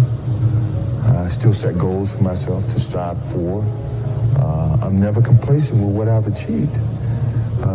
Even though it's been very successful for me, I still feel I have a lot to prove, not just as a player, but as a person, as a father, to some extent, as a role model, in all aspects. So I'm never really too complacent with myself or with what I've achieved. When I get to a point where I feel I can improve as a player, I walk away from the game. I still feel that I have a plateau that I hadn't reached yet in terms of my skills or my expectations of myself. I'm always going to expect myself to do certain things or surpass certain things. As long as I believe that, then my road to success is going to continue to expand. We live in a world now that's so kind. We find the kind way around everything. Like, if you don't look good, I have to find a kind way of saying, I don't like your shirt. Right. That's not the approach. if that's the approach you're looking for, that book is not for you. Can't Hurt Me is not for you. The approach you have to take, at least I took, you take whatever approach you want. The conversation had to be a real, honest conversation. In the accountability mirror, guess what? I was fat. Don't find a kind word to say that, you know what, I've gained some weight. No, you're fat. When I couldn't read, not like, hey, you know, even learn disability. No, I cannot read. I have a 4th grade reading level, I'm struggling, and sometimes I call myself stupid. Not in a way to put myself down. So don't take it like, my God, those are so hurtful. Yeah, they're hurtful, dishonest. The conversation has to become an honest conversation of where you're at mentally. Where am I at mentally? I look like I feel like I'm not this, I'm falling behind in school. I'm lazy. My house is a mess. You have to look at what it is and call it what it is. Don't find words to make yourself feel better, because that's what, so we hang around people that make us feel better, that tell us what we want to hear, not what we need to hear. And so we stay away from those people. And we stay away from those people, like our internal dialogue becomes that kind, it's okay, it's not okay. So that's where it starts. It starts with that accountability of, it's not okay anymore. This can no longer be okay. And calling yourself out for exactly what you are and exactly how you need to fix it. I wanted to excel my game and isolate my game from everybody else. That I was more than just, you know, a few dimensional. But even when it came to Magic Johnson, I mean, Magic Johnson was a crowd pleaser. He was a good offensive player. He was a great motivator. Average defensive player. I wanted to change that. I wanted to take another step. I wanted to do all those things, that could separate me from Magic Johnson. I'm not saying he wasn't great. He still is great. But we're great in our own different way, and that was motivational for me, and to this day, it still is. I don't want to do anything unless I'm passionate about it. I don't care any money. That's what I learned about peace and happiness. That if you're not doing it with passion and love, and you're just doing it for money, it's the emotional outcome is going to be disastrous. And that's from my experience. That's just really what I know. So I know it has to be just for pure passion and the love for what I'm doing. What do you feel separates good athletes from the best athletes? I think it comes back to what I was saying earlier about, I think it's, a lot of it is mental. If you want to do something and you want it that bad, you'll make sacrifices. And, growing up for me as a kid, I made a lot of sacrifices that I didn't seem that they were a big deal, and I don't think of them as being a big deal right now. There were Saturdays or Fridays where, I'd give up going to a dance or hanging out with my friends because I had workout the next day. But those things that I gave up, were things that I wanted to help me get to my goal. And there were times where I've been put in. I know what I can do, so. We talk about hard work all the time. It's like, man, if you got to get up every single morning and remind yourself how hard you need to work, you probably need to choose a different profession, because that shouldn't be there. It's like, I wake up in the morning excited to get to it. If I'm not training, I'm missing it. If I'm not watching a game of basketball, I miss it. There's no place I'd rather be. And if you have that feeling, then you're truly doing what God has pushed on this earth to do. Let's go back to the... Do it, jumping a 40-inch vertical, what this game is about, it's about will. That's it. It's not about skill, this game is about will. And so the moment that you make up in your mind, the day that you make up in your mind that you are going to play this game for God and give everything you got to it, you can't help but to give everything you got. And that's the moment that you will realize this game has nothing to do with skill. I've seen plenty of talented guys fold. I've seen plenty of talented guys get hit in the mouth and they didn't want it. I've seen plenty of talented guys get punched in the face and they go back to the sideline. They stand beside their coach and they don't want it no more. They make up excuses. I've seen plenty of talented guys. They ran a 4.2 and a 40. They bench pressed 325 pounds. When 3rd and 1 came up, they tapped their helmet to come out of the game. That has nothing to do with skill. When I'm playing football, I appreciate it. I'm nowhere else. I'm in the present. It's probably the best part about my life.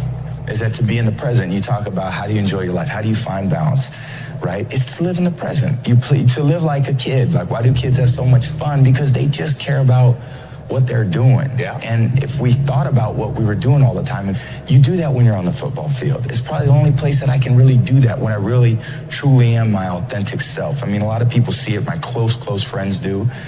But when I'm on the football field, it's just raw.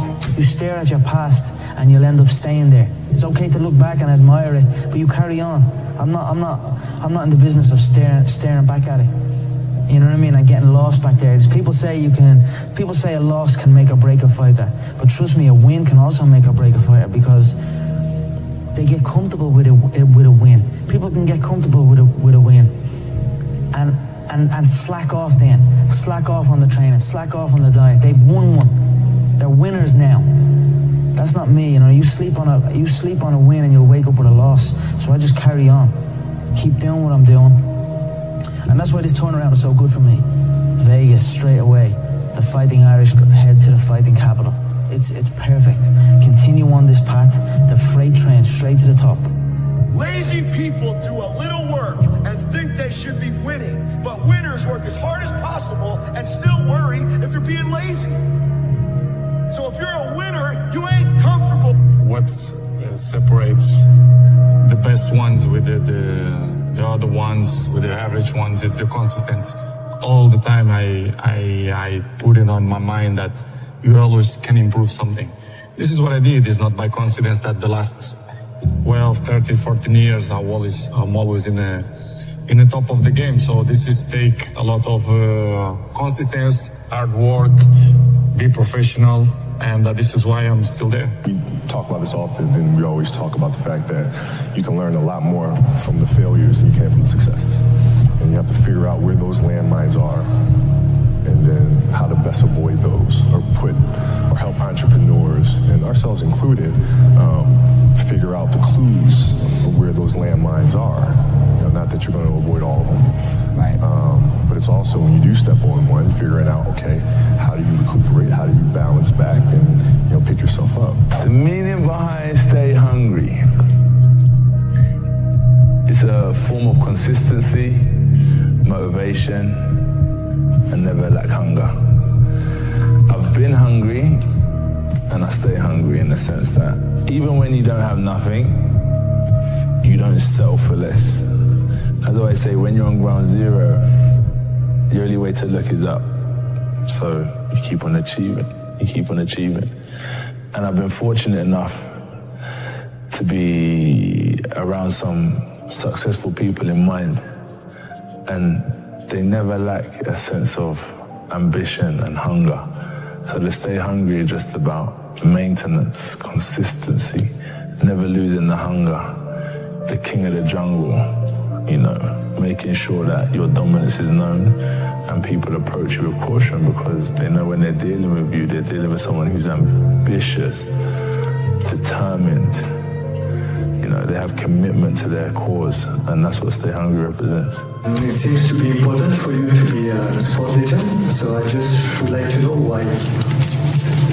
Well, in your line of work, what do you do? Yeah, what do you do?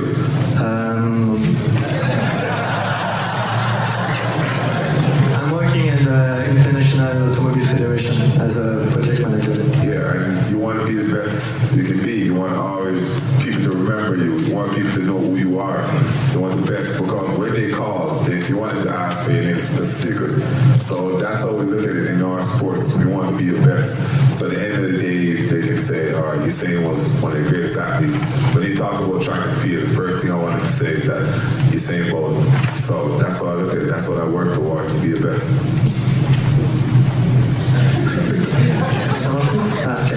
But you can just be different. You don't need to be the best to be different, and if you be different, it's a great thing too. You're gonna be different. Everybody's different. Everybody's trying to figure, because some athletes are serious. Back in the days, every athletes were serious, so everybody was like, yeah, they're serious. But I've changed the game a little bit. So I've really done many things that I've changed the game that made it different already. So I'm slightly different also. But the fact is, people want to say, yeah, it was different, but I wanted to say it was the greatest. That's what I want. I don't want people just say I was different. I want to say he was the best at his sport. He was the best at what he did. He was different, and it was fun to watch. So for me, that's what I really want. Fear comes in many forms. There's some things that I can't get over, and I'll always be scared of. But I take the positive from it. Like, I'm never so confident I'm gonna win. It's probably the fact that I'm scared to fail. No one forces me to do anything. I make the decision myself, and if I didn't want to do it, I wouldn't. So when I'm faced with the challenge, I just embrace it. And what can one man do except for give his best? If you fail, you try again. If you win, you try again and get better. So as long as you maintain and you stay consistent, you'll forever be a winner and a champion, and the people who love you in their eyes, because they support you nevertheless, as long as you're trying again and again and again. What makes you such a good fighter? I don't know, I'm just curious about it. It's never, it's in my head 24/7. There's nothing else I can think of. I don't think about nothing else. And that's it, I'm just curiously fascinated with it, and I can't stop thinking about it. Everything I do in my life is related to this. I don't do nothing else if it's not got to do with fighting. You know what I mean? And that is why, you know what I mean? To be true, all you've got to do is show up. Is that not unhealthy? I don't know. Do I look unhealthy? Take a look at this physique. I'm in phenomenal shape, in body and mind. To me, what's unhealthy is living an unhealthy life. To me, what's unhealthy is getting up and going through the same day, every day of your life, 9 to 5, in an office or in a... You know, that's unhealthy. That beats your mind. I don't work. I love what I do. And that's why I'm doing what I love. You know what I mean? That's why it's become a career for me, because I love it. I love what I do. So I don't think it's unhealthy. I feel good in my mind. I mean, it's my life. To become great, you have to follow greatness. But to become it's like to become a great leader, you have to be a great follower. And to be successful, you gotta want to follow success. And I want every fighter to just stay focused, stay on the parallel path. So one big thing is the accountability mirror. You have to start with yourself.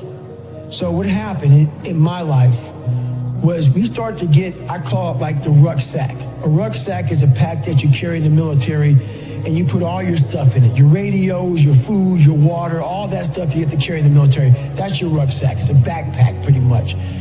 As you're growing up, we all have a backpack. Most of ours, hopefully, is empty, you know, and what we put in it is all the crap we go through in life.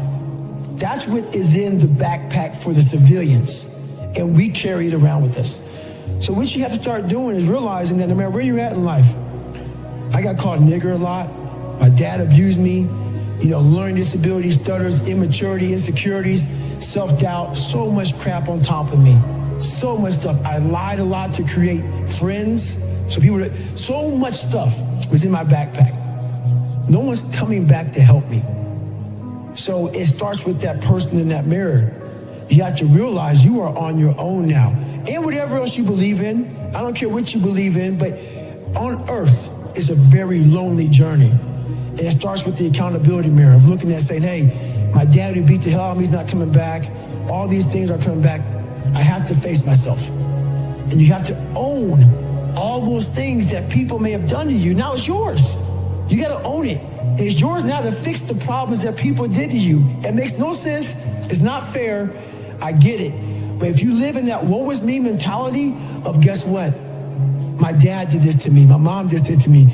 People who bullied did this to me. You're going to always live right there. You have to figure out ways to move forward because you're not coming back.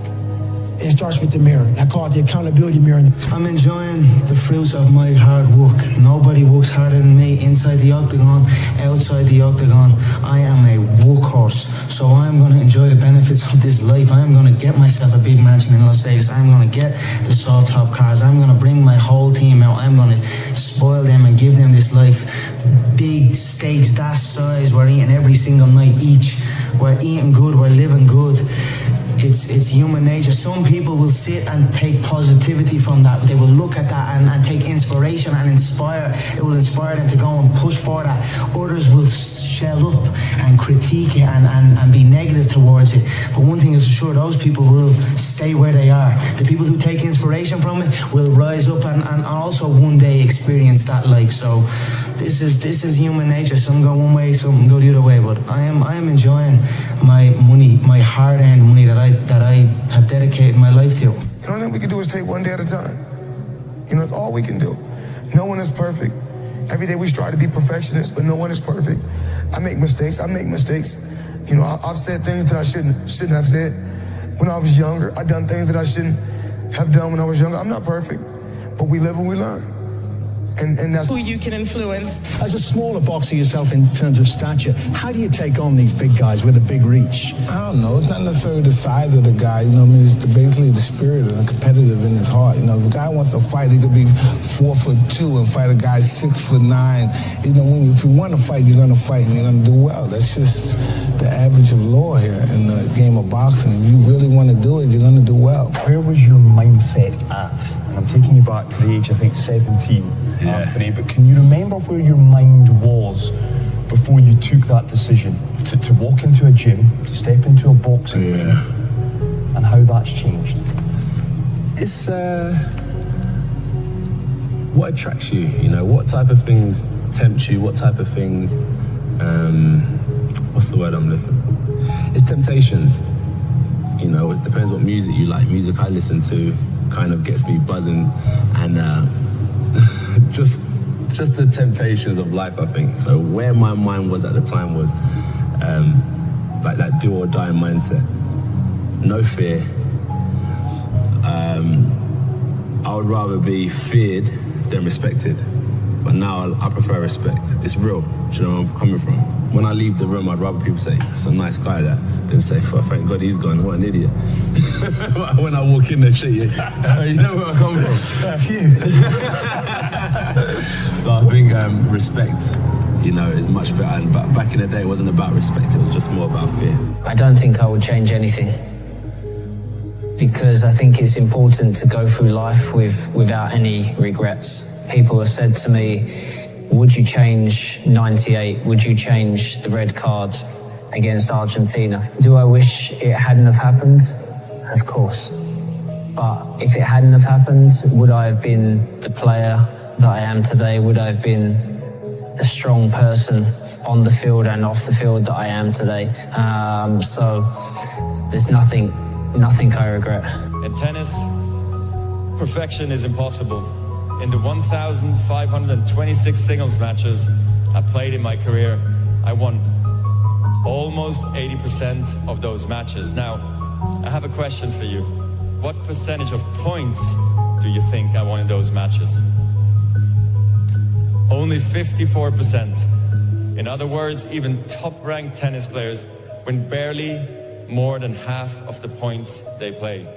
When you lose every second point on average, you learn not to dwell on every shot. You teach yourself to think, okay, I double faulted, it's only a point. Okay, I came from one of my English teachers at Lower Merion named Mr. Fisk. He had a great quote that said, rest at the end, not in the middle. And that's something I always live by. I was for me to tell him I was about to die, I'm still alive. In 1984 in Compton is where I began my journey of becoming a tennis player on beaten down courts with my family by my side. My first goal, as Zena said, was to win the US Open. Now, what you don't know, my first goal was to win Wimbledon, but what you don't know is I said I wanted to win Wimbledon because Venus said she wanted to win Wimbledon. And then my dad yelled at me. He's like, Serena, stop copying Venus, because I copied her way too much. And so I said, okay, I want to win the US Open. And so that's how that kind of came about. So I truly feel that day changed my life. And now I had a goal to begin to work, and I began to work towards that goal. And I believe that one day I would stand on that court and hold that winner's trophy. And now I guess 30 years later, I still have goals and I still have dreams of winning. And this award makes me actually want to work harder to reach more goals. So I don't know if that's weird or not, but I want to get off here and just go home and start training because this is so awesome. I didn't have an easy experience. I didn't come in as a top-rated recruit. I didn't come in with the opportunity to play right away. I had to earn it. And you know what the greatest honor I've ever received as a player is? In my 4th year and my 5th year, I was named team captain. That, to this day, is the single greatest achievement I've ever had as a football player. Because the men in this room chose me to lead their team. And these were my best friends. These were the guys that knew that I liked to work, that knew that I loved football, that knew that I loved to play, that knew that I wanted to be the quarterback for Michigan. And all the lessons that I learned here on State Street and in the big house, that's still what I bring to practice today. And after 14 years, I love the game more than I've ever loved it. But where did I learn the love for the game? Where did I learn to practice? Where did I learn to compete? It was sitting in the same chairs that you guys are sitting in today. It's either you have it or you don't. That sounds like excuses to me. I mean, you got to figure it out. If you really have an obsession to figure it out, you will figure it out. Every puzzle is constructed differently. Everybody has a different puzzle, man. You just got to figure out your own puzzle. You know why people quit? People don't have pride in what they do. You know why people stop? They're selfish and it's just about them. Don't quit no matter what. Because it's like once you get into that frame of mind of quitting, you're always going to do that. So I always would just push myself to the top no matter what. You know, it's about 2.5 miles up. My best time going up the hill is like around about 14 minutes. And that was going to test everything in your body. But it gave me, I think, longevity. It gave me the endurance in the 4th quarter where I could finish, the ball game where everyone else is tired. And I'm jumping around here, and my teammates looking at me like I'm crazy because I have all this energy. You think there were no hurdles or obstacles that I had to overcome, but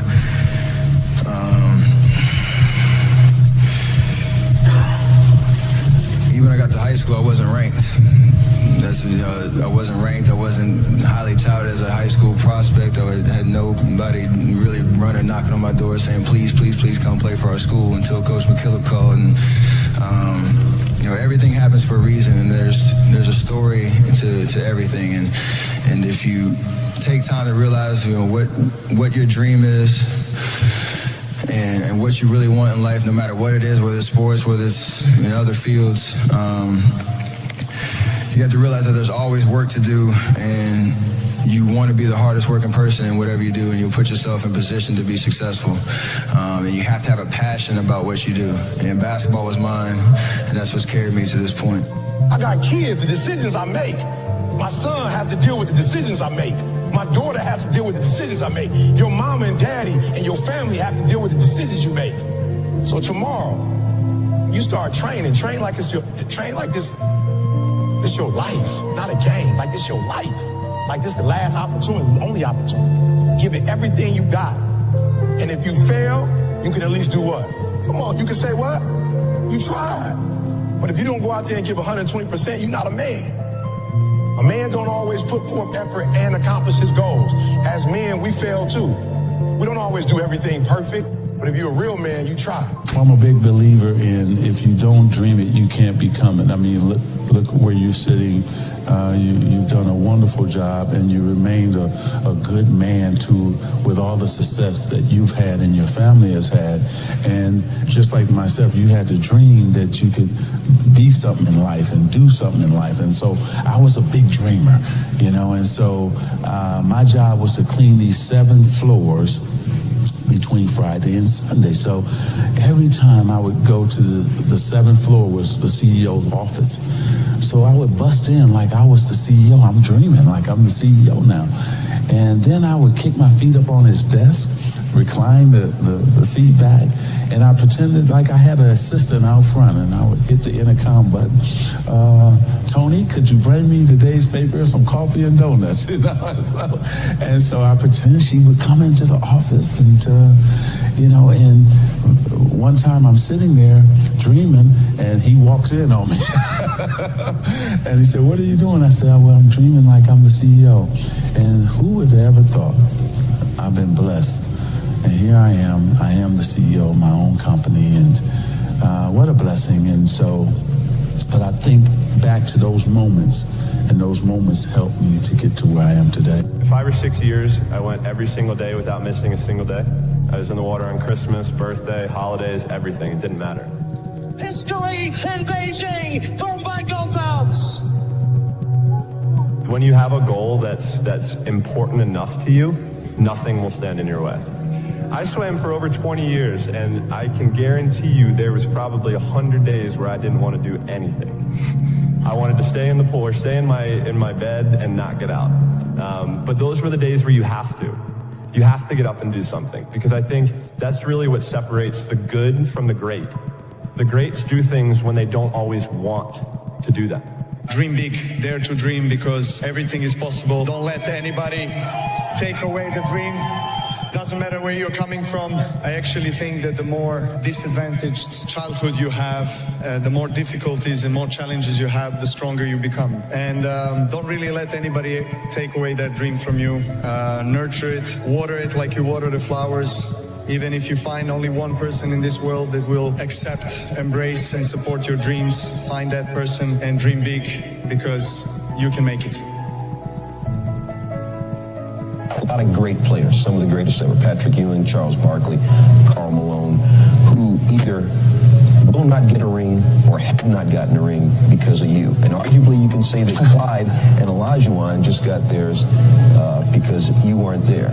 Do you all ever talk about that, the fact that maybe these guys might have wished they came along 5 years earlier or 5 years later? You know, you can talk about it. I joke around with my friends about it, Charles and Patrick and all these guys, and but I take great pride in making sure that they don't win, because that means you have a better chance to win, and that's the attitude that I take.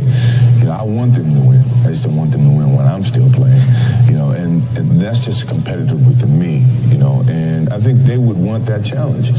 I would think that, I'd like for them to think that, if they win a championship, it doesn't seem quite the same, because they didn't, win it against Michael Jordan. I would mean the same thing. If we didn't have an opportunity to beat Magic Johnson in '91, I'm pretty sure I would have had some thoughts about it. I would have gotten over it, but just being able to beat Magic Johnson, was the king at that time of winning championships, 5 at the time, gave my championship, or gave our championships some credibility, just in eyes, and as time goes